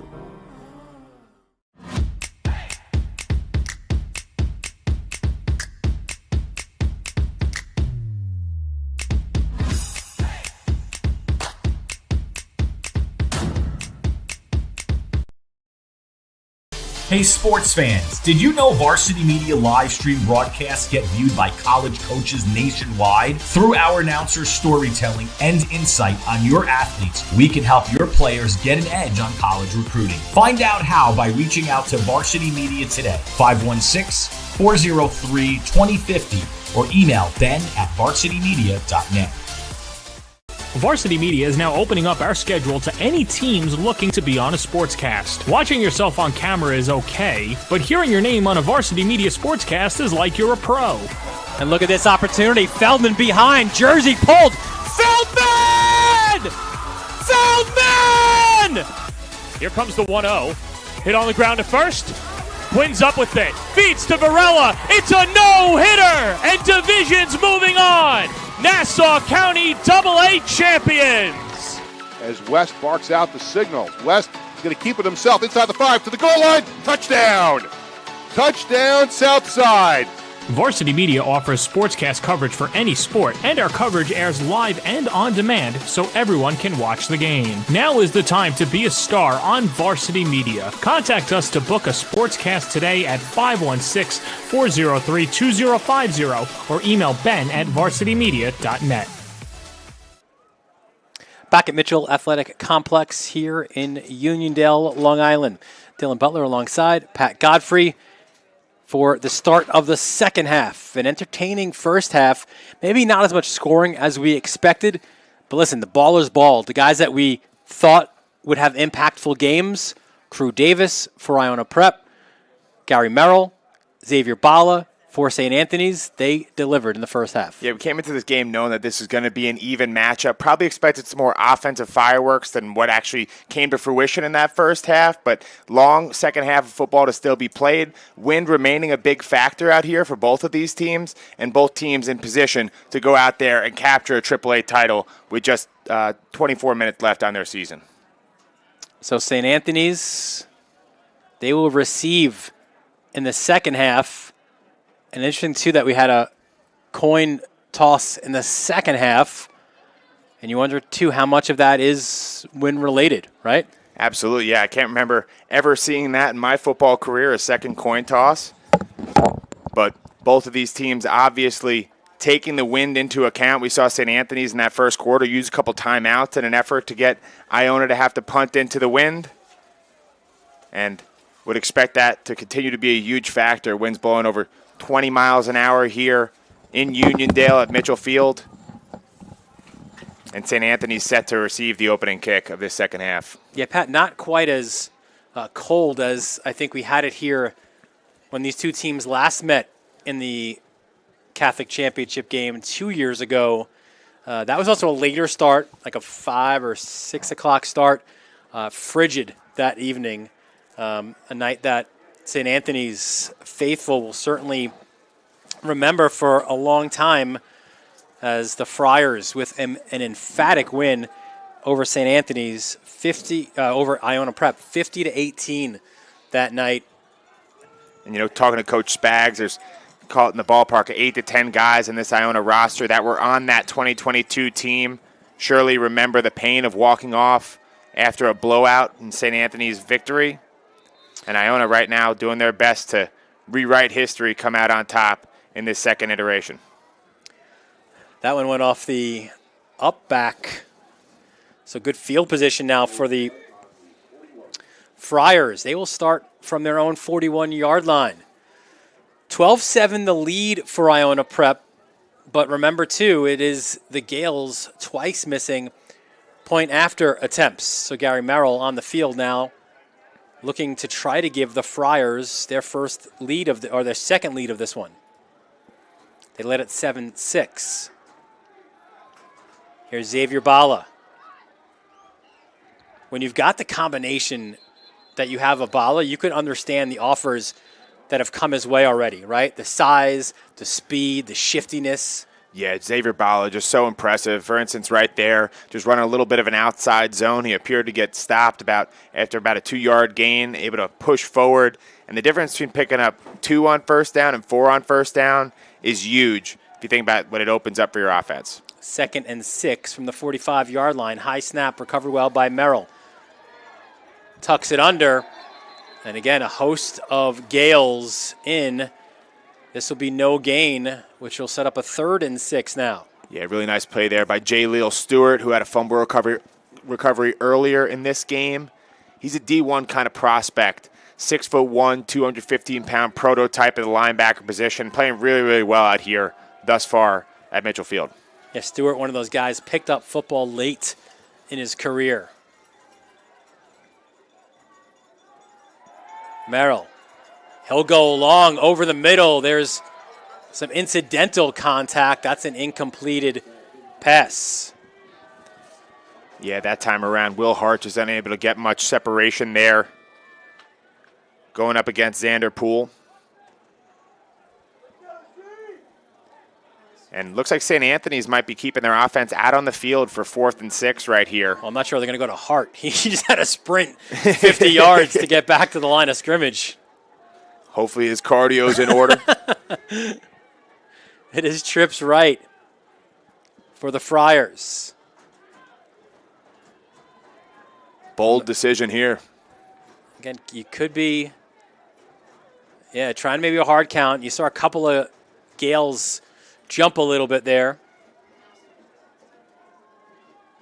And here they go. Merrill rolls right under pressure.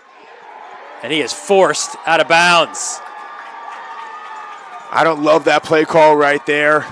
Iona Prep was all over that one. From the jump, nowhere to go for Gary Merrill. And really good job by a host of Gale defenders stretching this one out. You'll see ultimately it was Matt Davitt who came in making the play, as well as Elijah Smith in there on the tackle. And what a huge kind of shift in momentum coming out the gates. You thought St. Anthony's got a real opening here, getting the ball first to start the second half. Can they drive down and take the lead? Instead, Iona set up with great field position coming in from the St. Anthony's 45. Yeah, do you make a deep shot here? Handoff to Davis. Davis. You don't need a deep shot when you give the ball to Crew Davis. Yeah, Crew Davis does a really good job here just following the lead block of Eric Camacho Jr.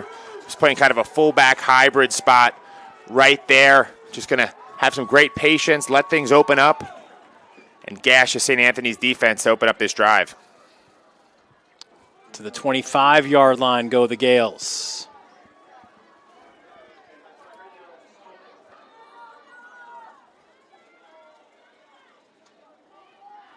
Guzman fakes the handoff, rolls right, airs one out, looking to the corner, and that is an incompleted pass. The intended target, Joe Wolf. He and Guzman have such a great rapport. Wonder if the wind was a factor right there. Wind kind of pushing towards that St. Anthony's sideline a little bit. That one floats out of bounds. And it doesn't just play a role on kickers and punters, the quarterbacks too, because you know, do you put a little more on it because the wind is going towards you? But especially thinking about these guys, Guzman as well as Merrill, both throw a really nice touch pass. That's a lot harder to execute in swirling winds like you got out here today. 2nd and 10. Crew Davis finds a hole. A little shimmy, a little shake, and Crew Davis pulled down inside the 15-yard line. Parker McDonald on the tackle. Yeah, Crew Davis is out here making it look easy early on here in this second half. Just that great vision, able to find the soft spot in the D, juke guys out of their shoes, and then fall forward after contact. He's a real special combination of skills. 1st and 10 from the 14-yard line. Brennan Presley. Man, he had end zone. You could see him punching the turf. He saw that lane. He saw the end zone, ready to celebrate again. Tripped up late. Yeah, Presley was a shoestring tackle by Nick Shevlin away from 6 right there, but sets up a 1st and goal from the 3-yard line as Iona is going to look to extend their lead to 2 scores. And you wonder, too, if you get in the end zone, then do you go for 2 and try to make up those 2 missed PATs? Especially considering you're going into the wind right now. I'm sure that's a consideration that's going through the minds of the coaches on the Iona sideline. You have to get in, though, first. And they'll have to burn a timeout. I don't think Spags is happy with that. A little bit of confusion as far as where Rowan Burren was going to get set. He's just a weapon. Can't overstate the importance of having a guy like that for Iona. Best offensive lineman in the league, and they've just been flipping him back and forth depending on where they want to go each play.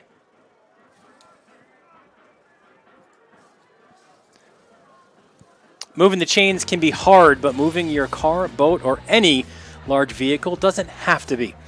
Whether you're a snowbird heading south for the winter or Opening up a new chapter, let the team at Easy Auto Movers simplify the moving process.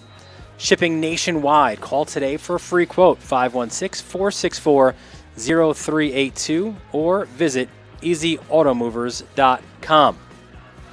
Iona Prep finding it easy to move down the field here on St. Anthony's. First and goal from the 3-yard line. Bit of a jumbo package right there. Camacho offset to the left of the center. Back to Presley. Powers forward. Get out of the way of that truck. Brennan Presley finds the end zone again. Doesn't get much easier than that for Brennan Presley. He's a physical runner, but right here goes through untouched. He could have easy moved a Mack truck through that hole right there. And number 2 able to extend this lead for Iona Prep out to 2 scores. Now it comes a question of, do you go for 2? And looks like Coach Spags is going to say yes. Whole lot of motion and movement. Davis in motion and a little bit too much motion, it would appear. And it looks like this one be, I think it was against the offense to begin with. But then when St. Anthony's made the stop, now you just decline it. Dylan, I don't love that play call right there. Your offense was able to move the ball at will against the St. Anthony's D all drive long. Try and get a little bit too cute. That confusion winds up causing the false start, and ultimately the play is unsuccessful. And there you see the look again. So 18-7 now the lead for Iona Prep. So still a 2-score game, but now that opens up an opportunity for St. Anthony's to kick a field goal. Should their hand be forced, the field goal would bring this to a 1-score game. Joe Minucci on that sideline in our conversation with him, and we do thank both head coaches for taking the time out to speak with us in advance of this game. Minucci said, our third quarter at Iona in the regular season was, quote, lousy. They needed to rally in the fourth quarter, and they certainly cannot afford another bad third quarter this afternoon against the Gales. Yeah, the last time these two teams met, the St. Anthony's offense was able to kind of roar back late in that fourth quarter in order to bring it close and ultimately have a shot at the end zone after an onside kick. But last thing St. Anthony's wants to do is be crawling out of this deficit, and they got to get going in a hurry. Mike Messina to kick off for the Gales. And it splits potential returners. Up the far sideline, that's Jake Johnston. And it fell right in between Johnston and Moore. And then fortunate for St. Anthony's, you do get a return out of it, though. Yeah, nice job by Johnston, just making something out of nothing right there. Could have easily been an ugly return, but instead, St. Anthony's coming out from the 33-yard line, not in bad shape. Gary Merrill certainly hasn't had his best day so far today. Remember last time these teams got together, Merrill was absolutely huge down the stretch for the Friars, and he's really going to have to pick it up, do some putting the team on his back. And no better time to start than right now if you're a Friars fan. 1st and 10 from their own 33-yard line. Trips right for the Friars. Bala the back. There goes Bala. And he gets pushed forward or pulled forward by big Micah Hunter, number 72. Yeah, Micah Hunter, one of those 3-year varsity guys. Just a bowling ball at that nose guard position. Can squat like 700-800 pounds, says Coach Spags. Impressive play right there. Yeah, good academic guy as well. One of those potential NESCAC types as Bala pushes it to the outside. I'll tell you, Iona Prep run defense has been solid this afternoon. They've been stout, especially up the middle. Really just nothing going B-gap to B-gap for St. Anthony's, which really limits the play calling options for their offense. On the season, Iona Prep, a team that only gives up a shade under 20 points per game. 3rd and 2. Merrill over the middle, finds Hart, and Will Hart breaks a tackle. Will Hart, Sangare chases him down.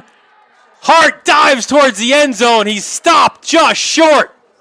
What a play right there by the senior Will Hart from Shoreham. Able to find a crease in the defense. Gary Merrill delivers the ball in stride on the slant and able to just get right upfield. If it weren't for Mamadi Sangare, who is just a filthy athlete, Sangare right there, able to chase him down. One of the fastest guys in New York State. Otherwise, that would have been 6 for number 5. Yeah, that time Will Hart could just kind of take a leisurely stroll back to the sideline. Did not have to race back. It's a really big possession here for St. Anthony's to finish with a touchdown. Get right back into this here. And while we have a stoppage in action, let's take a look at some of the previous meetings, right, between these two teams. These two teams have been on a collision course, right? You mentioned the 2022 final a year earlier up in New Rochelle, an overtime win for Iona Prep.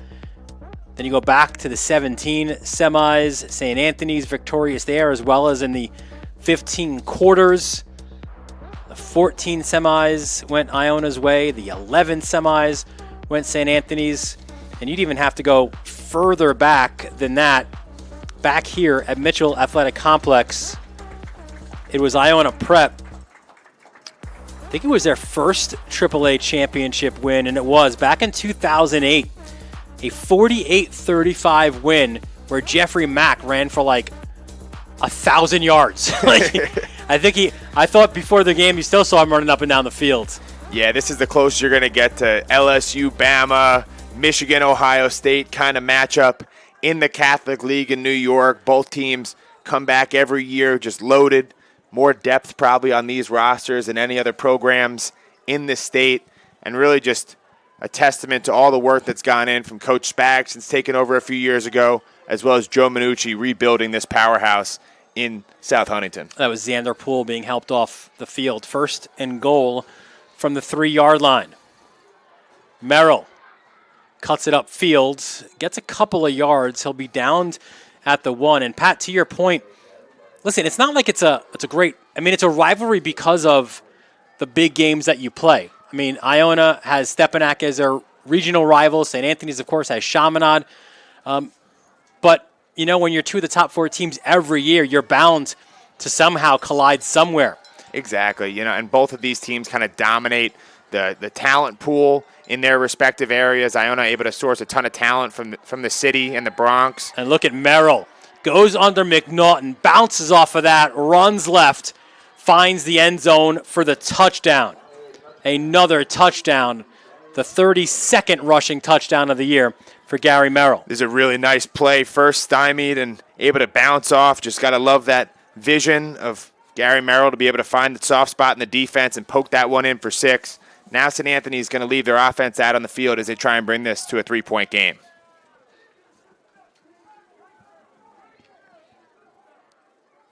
So for all those Iona fans who are hoping they could have a stress-free second half, that's not happening. Two great teams out here, and they're going to be fighting tooth and nail until there's 0 left on the clock. Second touchdown of the day for Merrill, 1 in the air, 1 on the grounds. That brings him to 51 touchdowns on the season.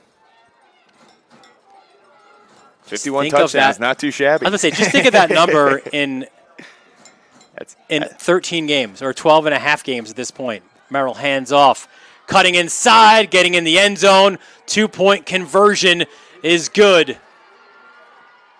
And the Friars do indeed cut that deficit to 3.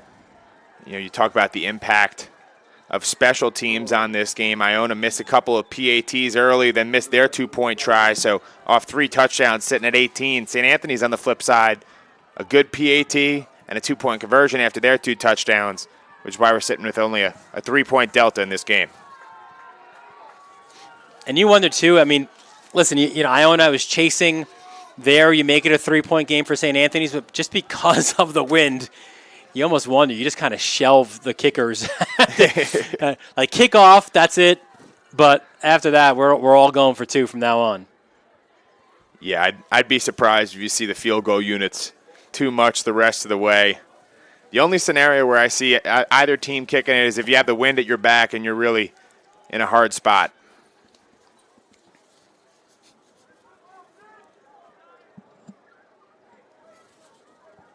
Deep for Iona.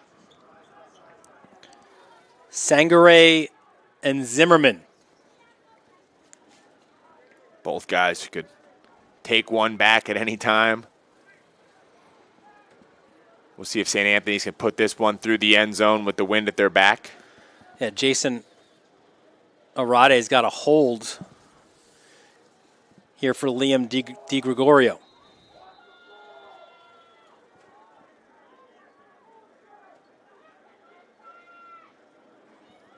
Well, the Iona Prep fans think it's going to be a pooch kick. It is not. It is, though, returnable from about the 14-yard line. And that was Zimmerman. A.J. Zimmerman, a guy we haven't really mentioned in the offense. And he's a guy who got a lot of work when Caden Hewlin went down injured early in the season. Good numbers for the junior from Brooklyn on the year. 60 carries, 266 yards, and 3 touchdowns. Has a receiving touchdown as well. Yeah, so nice to have a guy like Zimmerman you can use as a change of pace back. Just one of the many threats out there on the offensive side of the ball for Iona Prep. If you're not dealing with Crew Davis, they got a host of other guys they can throw your way who will cause problems. 1st and 10 from the Iona Prep 31-yard line. Handoff. Look at Davis. What a hole for Crew Davis. And then he does the rest in open field. Taken down at the 49-yard line. This right here is just a great lead block by number 34, Eric Camacho Jr. He's going to seal off the edge, make it real easy, and look at that lane that Crew Davis has to run around. Doesn't get any cleaner than that. If you give him the open field, he's going to make any defense pay for it. When we asked Spags about Camacho, I said, "Sin, if we see Camacho, what do you think?" He's like, "Oh, you're going to see Camacho." Like he's there. 6'1", 250 out of the Bronx. Davis. And even on a great tackle on that play, still pushes forward. Yeah, DJ Garcia, who's 6'2", 250 pounds, playing D-end, had his hands full trying to bring the junior running back to the ground. Yeah, Julian Kosha in on the tackle as well. And the question for Camacho is, what is he next year? Right? Does he stay kind of the weight that he's at, and is he a lineman? Does he go back? They kind of thought he'd be a linebacker. I mean, we just saw Antoine Williams in our AA2 matchup sitting at about 220 pounds, have a really good game for Holy Cross. So sometimes those bigger backs can be a huge threat. We don't see him run the ball a whole lot, but sky's the limit in the future for that kid. 2nd and 7. Here's Crew Davis. Lowers a shoulder. Hit by McDonald. Gets out to about the 42, close to the first down marker. Yeah, so they're going to set up a big 3rd down here for the St. Anthony's defense. Got to get off the field when you got opportunities. If you're going to hope to regain the lead in this one. Iona Prep has different intentions.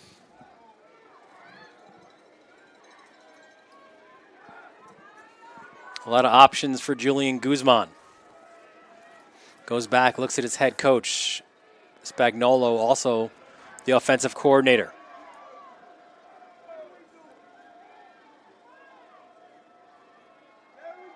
Go to Crew, and Crew is going nowhere.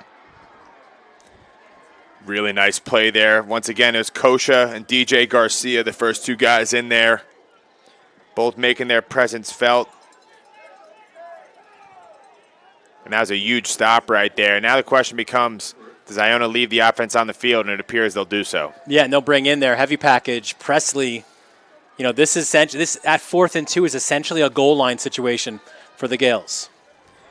No doubt. A lot of beef up front for that Iona offensive line. Expect them to follow their 4-star recruit, Rowan Byrne, who's lined up at left tackle right here. 4th and 2 from the 42. Presley up the middle. Powers forward. That was all number 2, Brennan Presley. And they did it on the back of a dominant block right there by number 64, George Theologus. Look right here. You're just going to see Brennan Presley follow big number 6'4", who comes through with that pancake. Not an easy day at the office if you're John Drew right there. And that physicality really starting to take its toll on the St. Anthony's front seven. And we are seeing a lot more of Presley in that role than we have really all year. Again, entered this game, Presley did with 2 carries for 4 yards and 2 touchdowns. So those are economical numbers for the junior from Harlem. Got injured in a late onside kick against St. Anthony. Missed 3 games from there. The plan was always to get him reps in the backfield, but then the linebacking core became decimated with injuries. So now he was more valuable to the Gales on the defensive side. Well, Coach Spagnolo told us we're going to have to be smart about how we use him out here today. Well, I guess being smart in how you use Brennan Presley is just use him a lot. So yeah, I think when you get to this game, I think bets are off. That's it. We're not resting you on the defensive side this afternoon. Crew Davis. Oh, my goodness. Crew Davis. 34 yards to the house. What a play right here. And he's just going to follow that vaunted offensive line to the promised land, this time running behind big number 71, Jaden Nicolau. You'll see him create that seal block. Nicolau as well as DiNapoli on the right side. And you could have run a Mack truck through that hole. Doesn't get much easier than that for big number 5, who punches in for yet another Iona touchdown. And as you see so often, Pat, once you chase 2 points, you're always chasing 2 points. So the Gales, again, they will go for 2. Brennan Presley back in the backfield.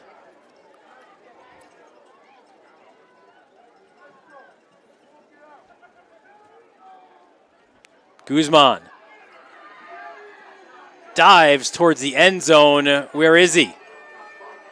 No indication of yet. He is stopped.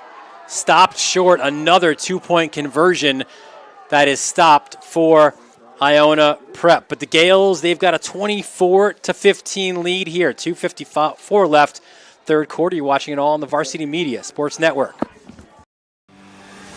You're watching the Varsity Media Sports Network, the home for New York high school sports. At Catholic Health, when we see our island, we see a region that lives, feels, and pulses with energy. But before it all, we see you, because it's your lives that breathe life into this island. At Catholic Health, we're able to provide the highest quality, most innovative care for your body, because our culture cherishes your humanity. Long live Long Island.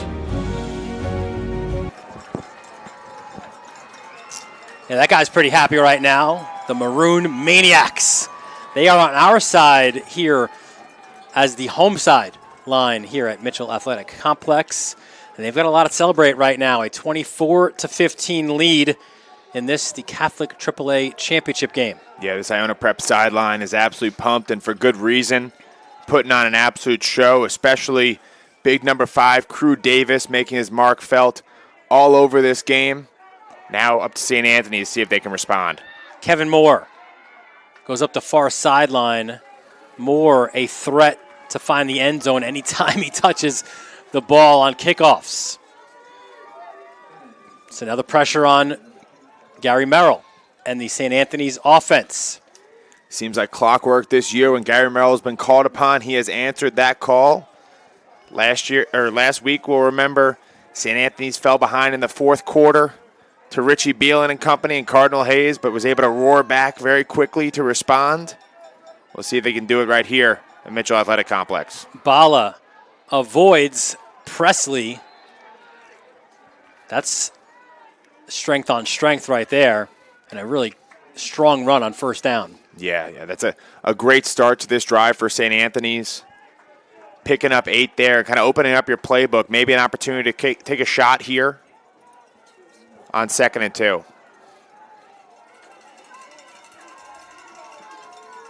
Merrill. The shot is him pushing himself forward to get the first down.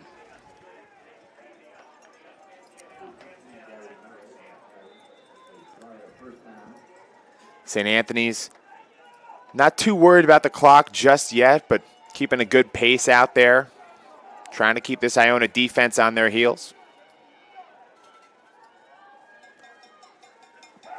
Merrill slings it, trying to find James Taylor. James Taylor is a guy who's had a huge year for St. Anthony's, 31 receptions, 505 yards, and 4 touchdowns going into this game. Yet to really call his name much here in this championship game. 2nd and 10 for the Friars.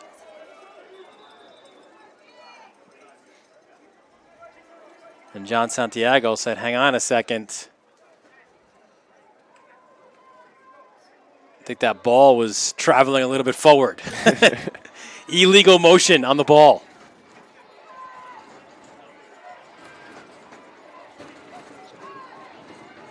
Bala.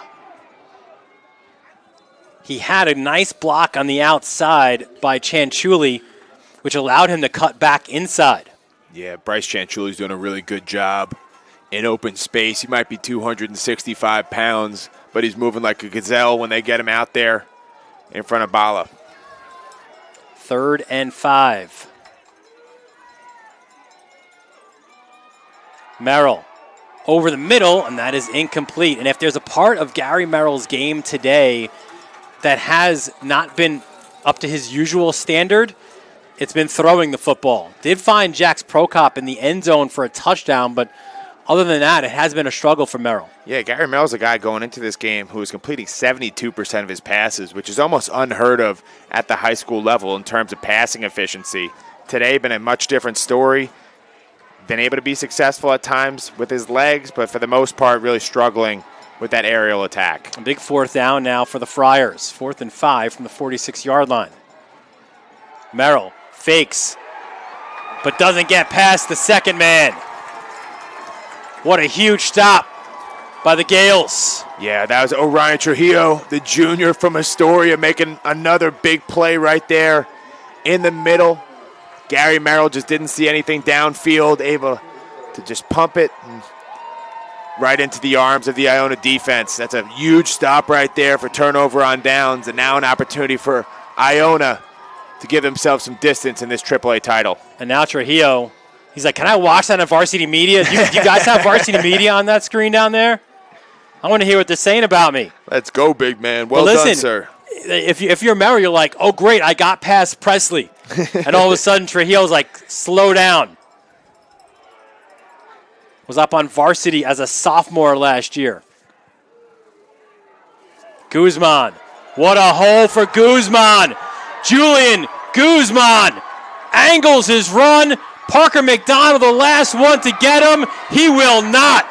Touchdown, Iona Prep. 2 massive plays back to back, and the Gales extend their lead. What a play right here by Julian Guzman as history repeats itself. Last time these two teams got together, the 3rd quarter, was when it was blown open by Iona, and it's happening out here again at Mitchell Field Athletic Complex. Number 15 just follows his lead blocker out there on the edge and ultimately able to fight, get those last couple yards, and that's going to give some breathing room for this Iona defense. It started with Trujillo and just everyone getting really excited about that, and then Guzman followed it up. Interesting thing here is by going for 2, they're looking to make this a 3-score game. So a huge conversion here. If you're a St. Anthony's fan, going to need this stop to keep this one within spitting distance. It is Davis out of Wildcat now. Flips it to Guzman. A little trickery from the Gales, and this one is just short. So the 2-point conversion woes continue for Iona Prep, but nonetheless got to be feeling good about a 15-point lead on the backs of this Julian Guzman touchdown. The junior says, hey, you've been calling out Crew Davis all day long for his big runs. Well, how about I get my turn? Julian Guzman, I see the extra effort there. This is his 3rd championship game, and a guy, again, was a backup in back-to-back years. First for Johnny Shepard, right, and then for Joey Gaston. And now he, as a junior, stepping up in a huge way for these Gales. Yeah, I've been really impressed by Guzman all year and all day long out here. Obviously, that time under the tutelage of Gaston and a Johnny Shepard has paid off. He's learned how to play the position, and he's flawlessly executing out here today. Well, 57 seconds left. It has been another third quarter to forget for St. Anthony's. Minucci called it lousy up in New Rochelle. And he might be more descriptive in his in his words for this one. To add insult to injury for St. Anthony's, you've had the wind at your back all quarter, so only going to get tougher from here. Long Island's Malloy University offers more than 50 undergraduate degree programs and is home to one of the premier NCAA Division II athletic programs in the East Coast Conference. Malloy recently introduced sprint football to their athletic offerings, a full-contact varsity sport with the same rules as regular college football, except players must meet a weight limit of 178 pounds. Visit malloy.edu to learn more. Merrill, he has some uphill running to do, especially when you try to get through the teeth of that Iona Prep defense, where Micah Hunter and Orion Trujillo and Presley and Plunkett, your middle linebackers, reside. You know, Dylan, one thing we haven't talked a ton about today has been the secondary for Iona Prep, and that's for good reason. They've been shutting things down. Teron Johnson, notably one of the stars of this defense, hasn't had a ball thrown his way all day long. Merrill over the middle, and then it's incomplete. And I'm glad that you mentioned Teron, because you go back, 3 years ago, right, in a game that we had when they played Monsignor Farrell. He was one of those, really super gifted, talented freshmen, right, on the field. They lost one to a transfer down to IMG, but Teron Johnson stayed. And he's a guy who had a lot of offers. He had some injuries as well. Tore his hamstring before nationals. He's an incredible sprinter as well. And the guy just continues to battle and persevere. Just so resilient out there. Been really impressive to watch him over the course of his 4-year career. Oh, my goodness. Brennan Presley. Yeah, right there. Harlem is in the building. Brennan Presley, the junior, just flies up, making a huge hit. And things seemingly going from bad to worse as we finish up this third quarter for St. Anthony's. Yeah, the third quarter ends on another big play. Brennan Presley, the junior from Harlem World. It's Iona Prep leading it here, heading into the fourth quarter. You're watching the AAA Championship on the Varsity Media Sports Network.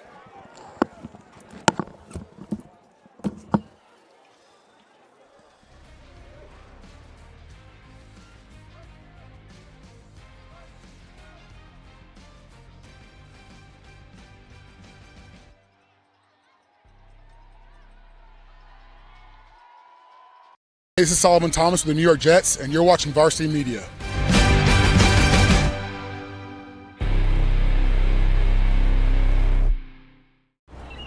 Every day opens a new door to learn, to grow, to connect with special people. People who in big ways and small improve your life.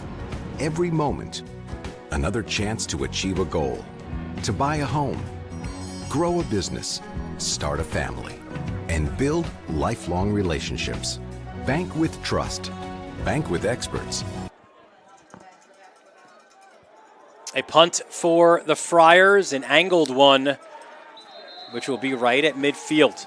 So listen, Iona Prep, as it's Dylan Butler alongside Pat Godfrey, our entire Varsity Media crew. These Gales, they smell blood in the water. Yeah, it really seems like a point in the game where Iona could put this one in the books. If Crew Davis and company are able to drive in, punch in another touchdown, it's hard to see St. Anthony's fighting back.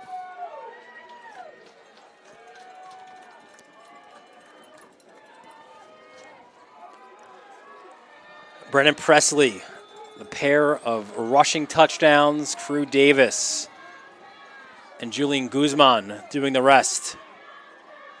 And there is Crew. Crew knows what to do. Pull down just shy of the 40-yard line. It'll be interesting to see what the junior from Fairfield's recruitment looks like.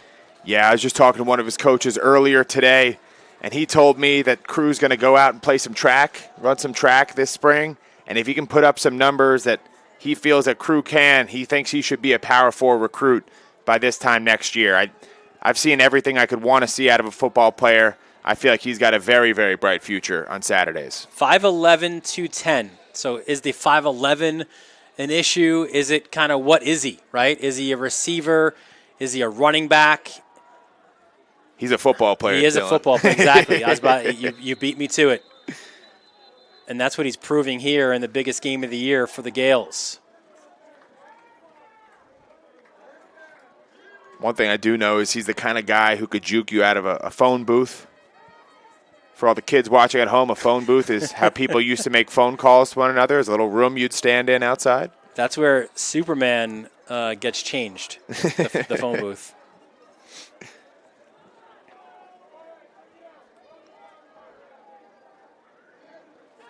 And they'll measure this one here. You just kind of feel like at this point in the game, St. Anthony's need something like a turnover to kind of get their spark back. They seem flat on the sideline. And their defense just looking for something to get excited about as they've been methodically torched by this Gale attack.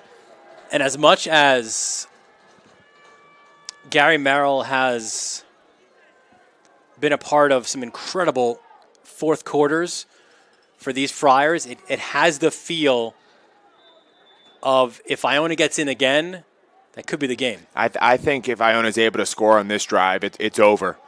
They can start thinking about their preparations for a trip up to Buffalo next week. So St. Anthony's really going to have to get something going right now. I have a good place for beef on Weck if Spags is interested. I mean, he's not there yet, so he's got to get there. Good wings place as well. Going to be a cold trip for whoever makes that trip up north. What a great tradition we have in New York State where the winners of our Catholic High School Football League go up there and play the champ from Buffalo. So, Pat, if you're in England, right, and you do something incredible, right, and you get honored, you are known as Sir, right? Like Sir Elton John, right, and Sir Paul McCartney. I'm not sure if we're needing to call you Sir, but perhaps we need to call you Hall of Famer as well. Look at this. Harborfields High School Athletic Wall of Fame. Whenever you walk into Harborfields now, this guy's... I really appreciate it. You know, it was an honor. Thank you to Rob Franco, the athletic director at Harborfields, and everybody who put together such a special weekend a few weeks back.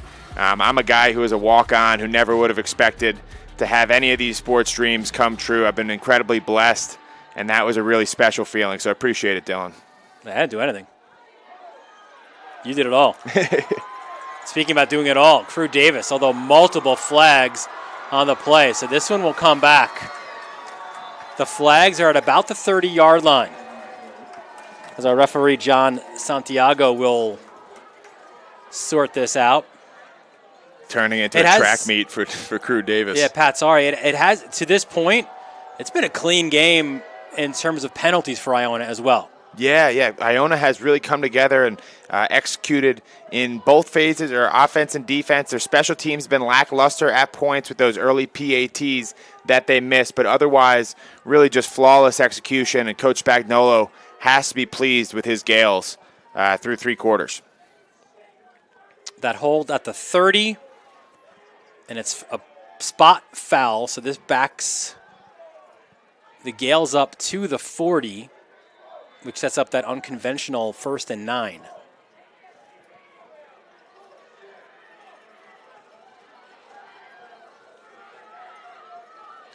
Iona Prep entered this season as a team that a lot of people thought had an excellent chance of winning this championship. I think it was Hayes that was preseason number 1. Obviously, with so many returning players off of last year's championship win, and Brennan Presley denied by Cam Urso. Urso still balling. Yeah, it's been impressive to see Iona come so close last year to winning this AAA title game, literally a missed field goal away from being champs in 2023, and come back with a vengeance.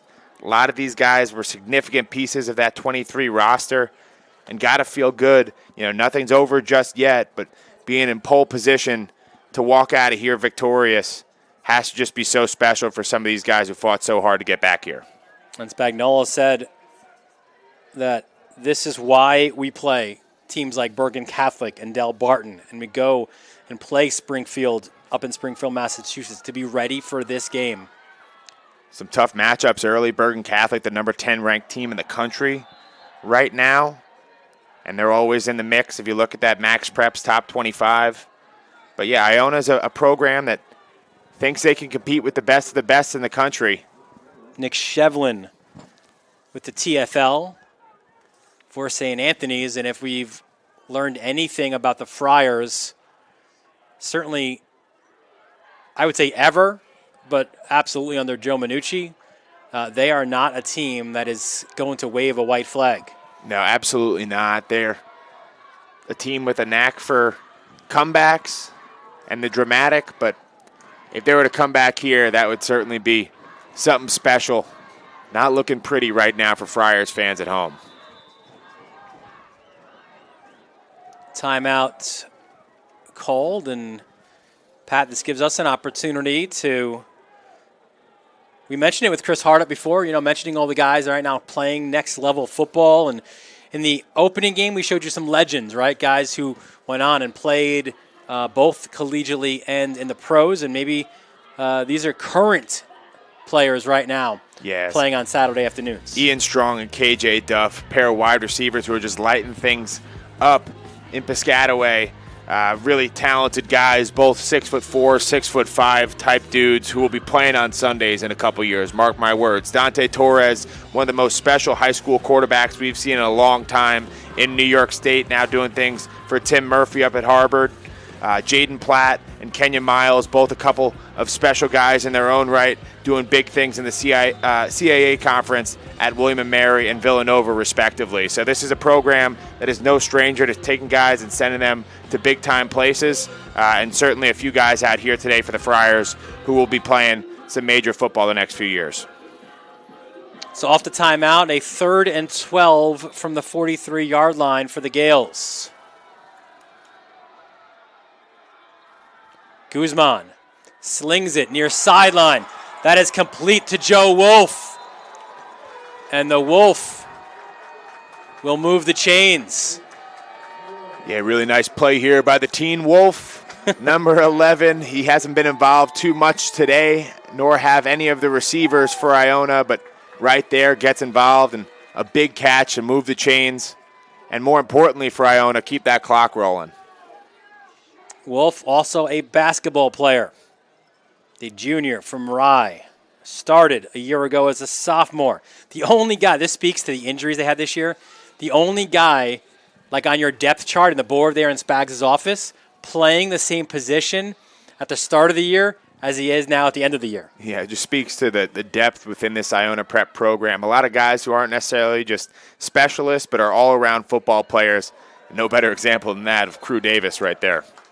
Yeah, Davis for a gain of 7 on first down.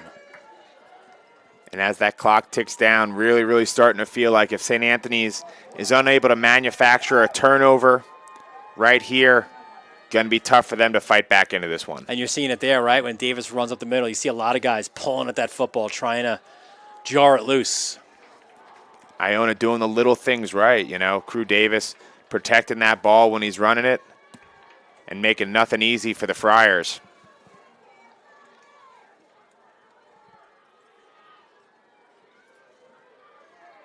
Second and 3 from the 21-yard line. There goes Davis again. Look at Davis chugging those legs, keeping them churning and pushing, and also moving those chains. And that's a hallmark of a great running back right there. As that fourth quarter sets in, the physicality he's played with all day long really taking its toll on the Friar defense. And it seems like every time he gets hit, he's good for another 3 yards after contact. And obviously the Gales in no hurry. Clock on their side. Here comes Brendan Presley again.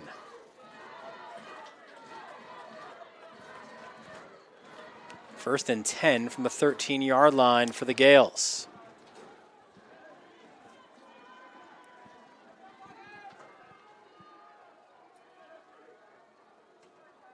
Low snap.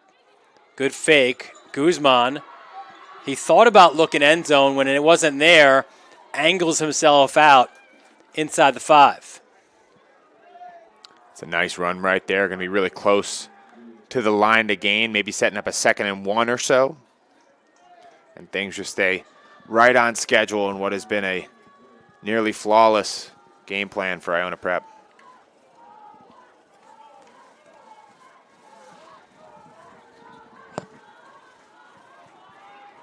Second and 2 from the 5, so you can still get a first down if you are the Gales.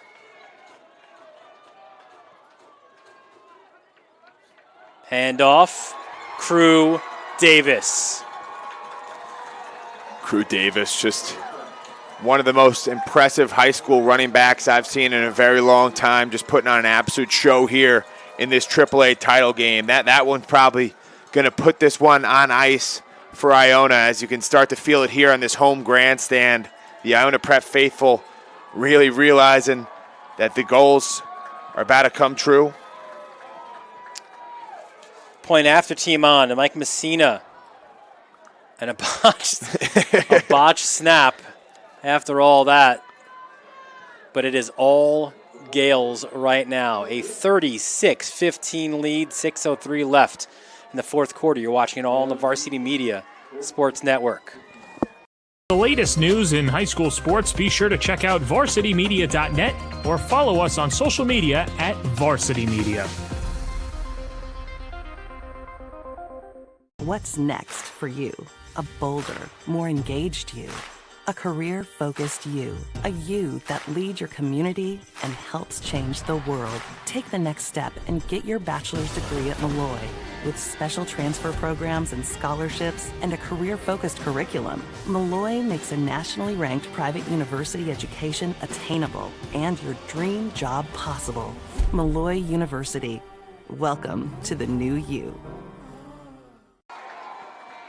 Well, now the Maroon Maniac has found his way onto the track as he's got the crowd excited here. And the Iona faithful, they had a lot to cheer about here this afternoon. The last time that Iona beat St. Anthony's in this AAA championship, Jeffrey Mack had himself a day. I want to say, we joked before, I want to say it was 7 rushing touchdowns. I don't think Crew Davis is going to get to that number today, but 3 rushing scores in the AAA championship game is no joke. And Crew Davis, is he the MVP of the game? I think offensively, certainly. Is he the player of the year in the AAA? I think there's a strong argument for that as well. Yeah, no doubt. Obviously up against some stiff competition for that award with Gary Merrill sitting with over 50 touchdowns on the year. But I think after watching everybody play today, hard to argue against Crew Davis, and really crazy to think that that kid is just a junior, going to come back next year and set the Catholic League on fire once again. Oh, Merrill again scampers to the outside, and that one was dropped. And that right there just indicative of how this day has gone for St. Anthony's. Uncharacteristic mistakes, just lack of execution. And when you're going up against the likes of Iona Prep, a team that hasn't lost to a New York State opponent in the 2024 calendar, you're gonna pay for it.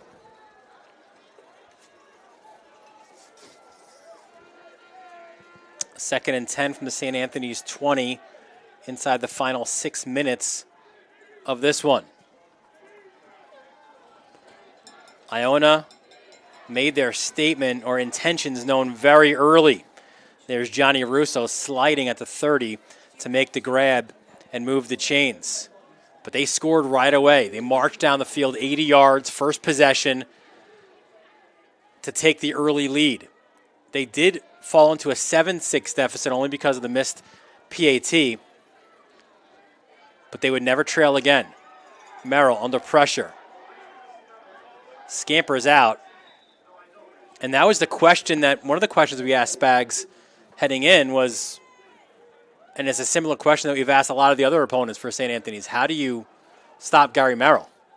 Right? Because you can't, if you put extra pressure on him and he gets out of the pocket, that's when he, as we mentioned earlier in the broadcast, is maybe sometimes at his most dangerous. It seems that the real answer to that question is make him one-dimensional, right? This secondary is really strong, has been able to shut down the passing game for the most part. Not a lot of open windows for Merrill. Jump ball. What a catch by James Taylor. Really nice play there. But, yeah, unfortunately for Friars fans, that hasn't been open all day long. And Gary Merrill, as dangerous as he is with his legs, so much of that element of his game is opened up by the threat with his arm. And really the arm's been neutralized by this Gales defense. First big grab for James Taylor, the senior from Huntington Station. Empty backfield now for Merrill. Rolls right. Still looks. And that one thrown out of bounds. Gary Merrill here as a senior could very well be playing in his last football game. I'd love to see him play at the next level. That remains to be seen if that's a possibility with him going down to the University of North Carolina to play lacrosse next year. But if this is the last we get to see of number 16 in shoulder pads, it's really been an incredible run for him last couple years.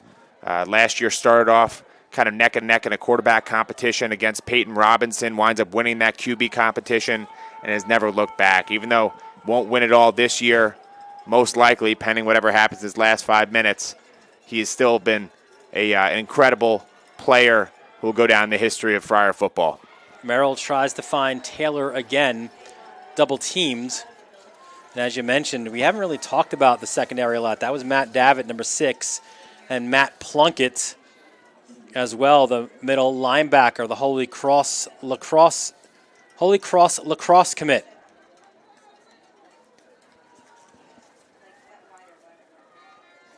Yeah, just nothing going for this St. Anthony's receiving core all day today. Usually a very effective unit. But when Xavier Bala hasn't been able to run it, when Gary Merrill hasn't been able to run it, hard to find anything else for St. Anthony's on offense. Flag on the play. Interception for Iona Prep up the far sideline, and that should just about seal it. Mamadi Sangare, the pick. There is a flag, and if it goes against St. Anthony's, which we think it would on a hold, Sangare with the INT. He has been an absolute beast this year. How about his 5th interception on the year? He's a guy, really, when they were able to move Sangare out of the secondary, and then you have Jaleel Stewart move to the weak side. Now you have linebackers, 4 different linebackers who can play with an offense like St. Anthony's, especially when you include Presley and Plunkett in the middle. Yeah, Sangare is the best athlete that Iona Prep has had on defense since Ellis Robinson, who is now making waves down in Athens, Georgia for the Georgia Bulldogs. Sangare, a guy who I'd expect to see playing Big Ten SEC football in a couple of years and really making his argument out here today as just a sophomore. Handoff on first down. Crew Davis. Crew Davis is like Jeffrey Mack. I'm the next big thing. 55 yards to the house. Crew Davis just making it look easy all day long. Video game style numbers here in this AAA championship game. And with that, you can put it in the books. Iona Prep making it look easy on the way to their first AAA championship since 2021. And whoever's got to deal with him in upstate New York next week, best of luck to you. The only question now is, can you execute a point after attempt? That's been the only aspect of the game that's not gone for the Gales, but it will here as the point after is good. All Iona Prep now. The Gales with a 43-15 lead. We showed you some of the next level players for St. Anthony's before this game wraps. Take a look at some of these dudes, playing college football right now. Yeah, Jalen Hicks, a very talented defensive lineman who's playing for PJ Fleck up at Minnesota. Ethan Robinson, the recent Bucknell transfer, has been playing really well for that Minnesota defense. Big leader for them and will likely be a top 3-round draft pick next year. Johnny Shepard adding some depth at the QB room at Rutgers in the Big Ten. Justin Jolie, the UConn transfer, one of the biggest weapons on that NC State Wolfpack offense this year. And then Corday Sidnor is doing big-time things. You might have seen him with a big sack against Texas a couple weeks ago for Vanderbilt. Having a really great year, helped them to upset Alabama earlier this year, but just speaks to the level of talent that has passed through New Rochelle under the Joe Spagnuolo era. The sun is setting on this championship win here for Iona Prep.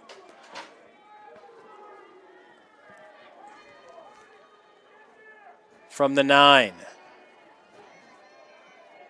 There's Moore up the far sideline. Has some blockers, dives toward the 50-yard line. It's funny, I requested that shot of that building across the street because in the Massapequa Farmingdale game, which is like right across the street at Hofstra, they utilized that same shot. Wow.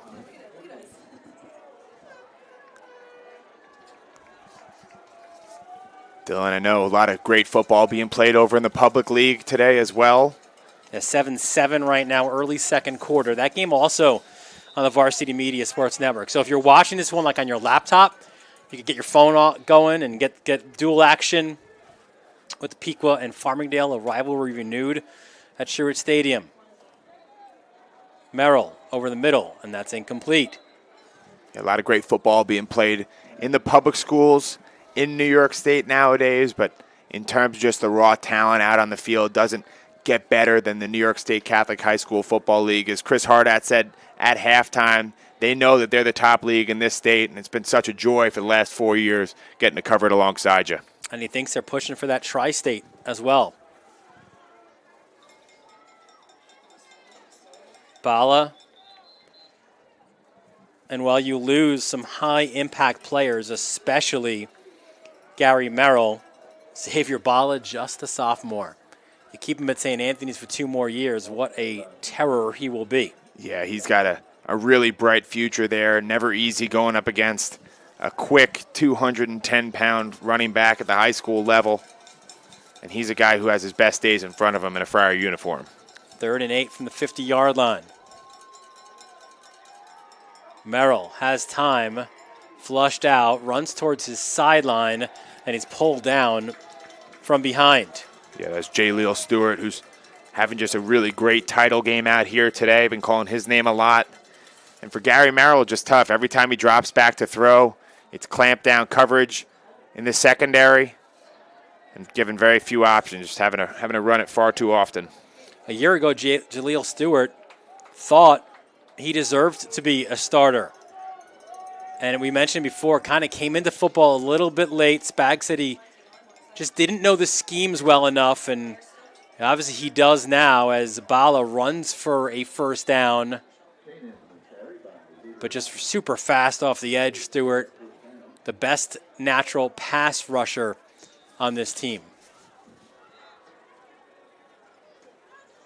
Bala able to keep things moving. You do have to respect the St. Anthony's Friars. Not hanging their heads, but fighting until that clock hits the triple zeros. Bala cuts it inside, pulled backwards.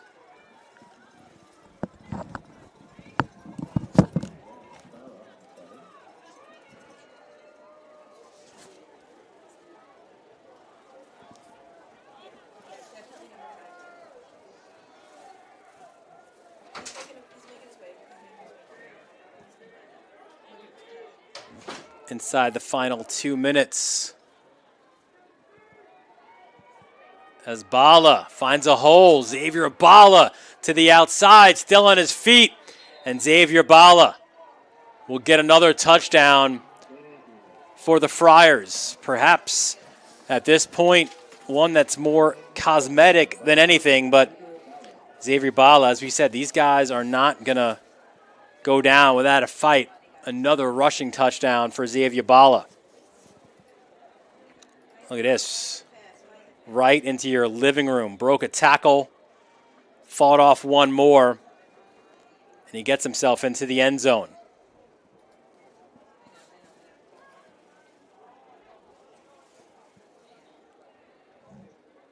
Point after attempt. Low snap. The kick by DiGregorio is up, and it is good. But this second half has been owned by the Gales. A 43-22 lead, a minute 36 left. You're watching the Catholic AAA Championship game on the Varsity Media Sports Network. You're watching the Varsity Media Sports Network, the home for New York high school sports. At St. Francis Heart Center, we're not just regional heart experts. We share our greater success with the world. We don't just pioneer technology. We do it more than anywhere on Greater Long Island. And we don't just win awards. We deliver greater outcomes for people like you. As New York's only specialty designated cardiac center, we're not satisfied with just being good. This is Long Island. This is St. Francis Heart Center. And greater lives here. Back at Mitchell Athletic Complex, our Pat Godfrey is making his way down field level. We'll have an interview with one of the victorious Gales players at the conclusion of this game. Or if it is the most miracle of miracle comebacks by St. Anthony's, then he will find a friar, no doubt.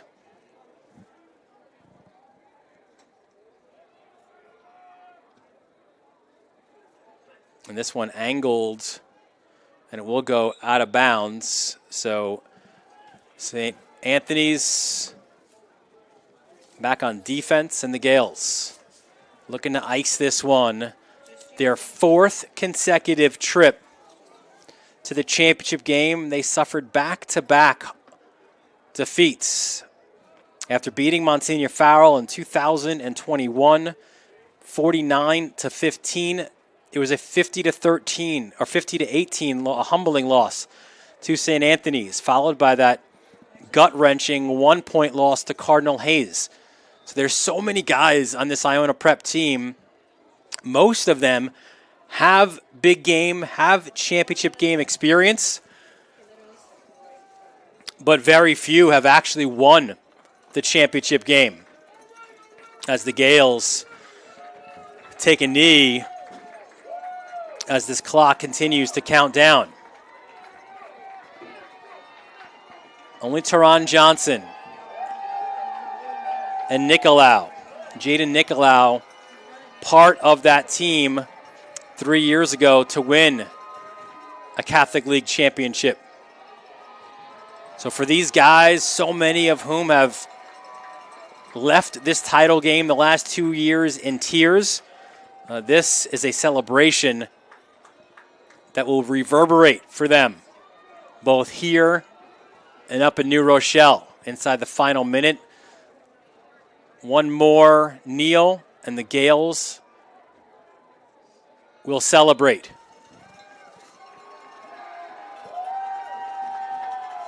And what a moment here for Joe Spagnolo and the Gales of Iona Prep. They are Catholic League champions yet again. Their third AAA title and their sixth overall title in the Catholic League. Congratulations to Spags, his entire coaching staff. And what a staff as well that he has. Lou DiRienzo, the defensive coordinator, who was a 3-time state champion as head coach at New Rochelle. He's a big part of it as the DC.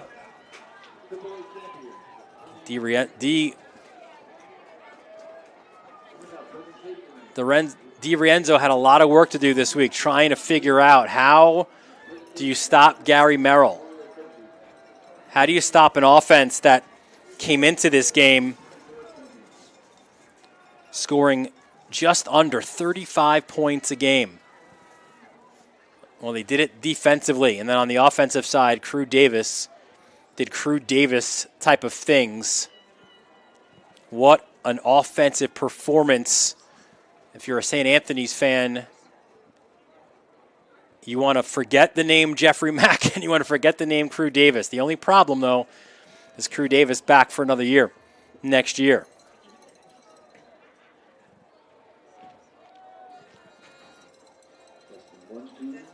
As the two teams with their handshakes after the game, after a hard-fought AAA championship game, Iona Prep earns a measure of revenge against St. Anthony's from that loss 2 years ago here at Mitchell Athletic Complex. And their season continues as they will compete in the Catholic State Championship. That is a trophy the Gales have yet to win. And you see inside that huddle, as Spagnola will address his team, and then we'll have the post-game awards presentation as well.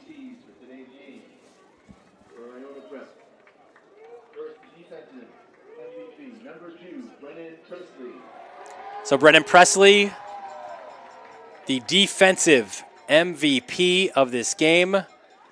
He gets the award from Chris Hardett, the president of the Catholic High School Football League. And the offensive MVP, I don't think you need to guess. It is Crew Davis. There he is. Crew Davis. 4 rushing touchdowns this afternoon for the Gales. What a performance for Davis, as now Joe Spagnola will go, and there's the trophy. That's what they've been waiting for. What a celebration for the Gales, as they are your 2024 CHSFL AAA champions.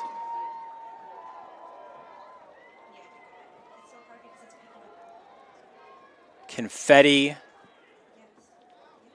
in the sky above here at Mitchell Athletic Complex. And what a moment for Iona Prep.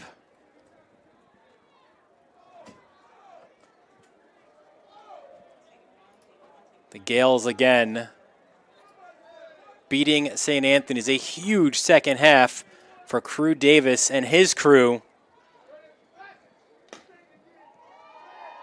as the Gales have won the title yet again.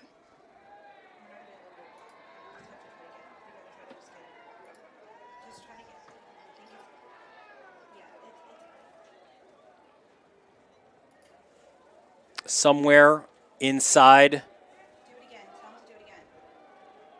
that mass of humanity is our Pat Godfrey.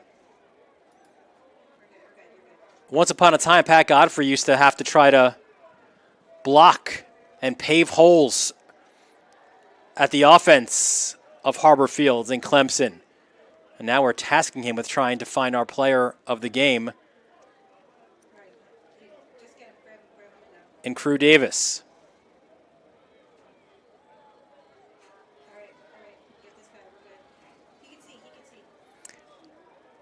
And we're ready to send it down to the field where Pat Godfrey alongside Crew Davis.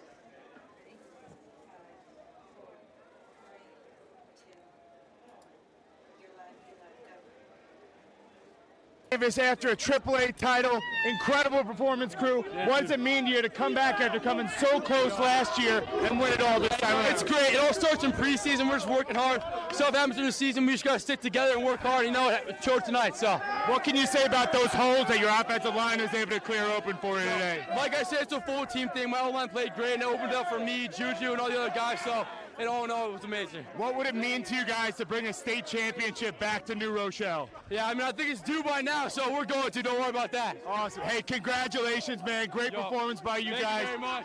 There we go. Well done, guys.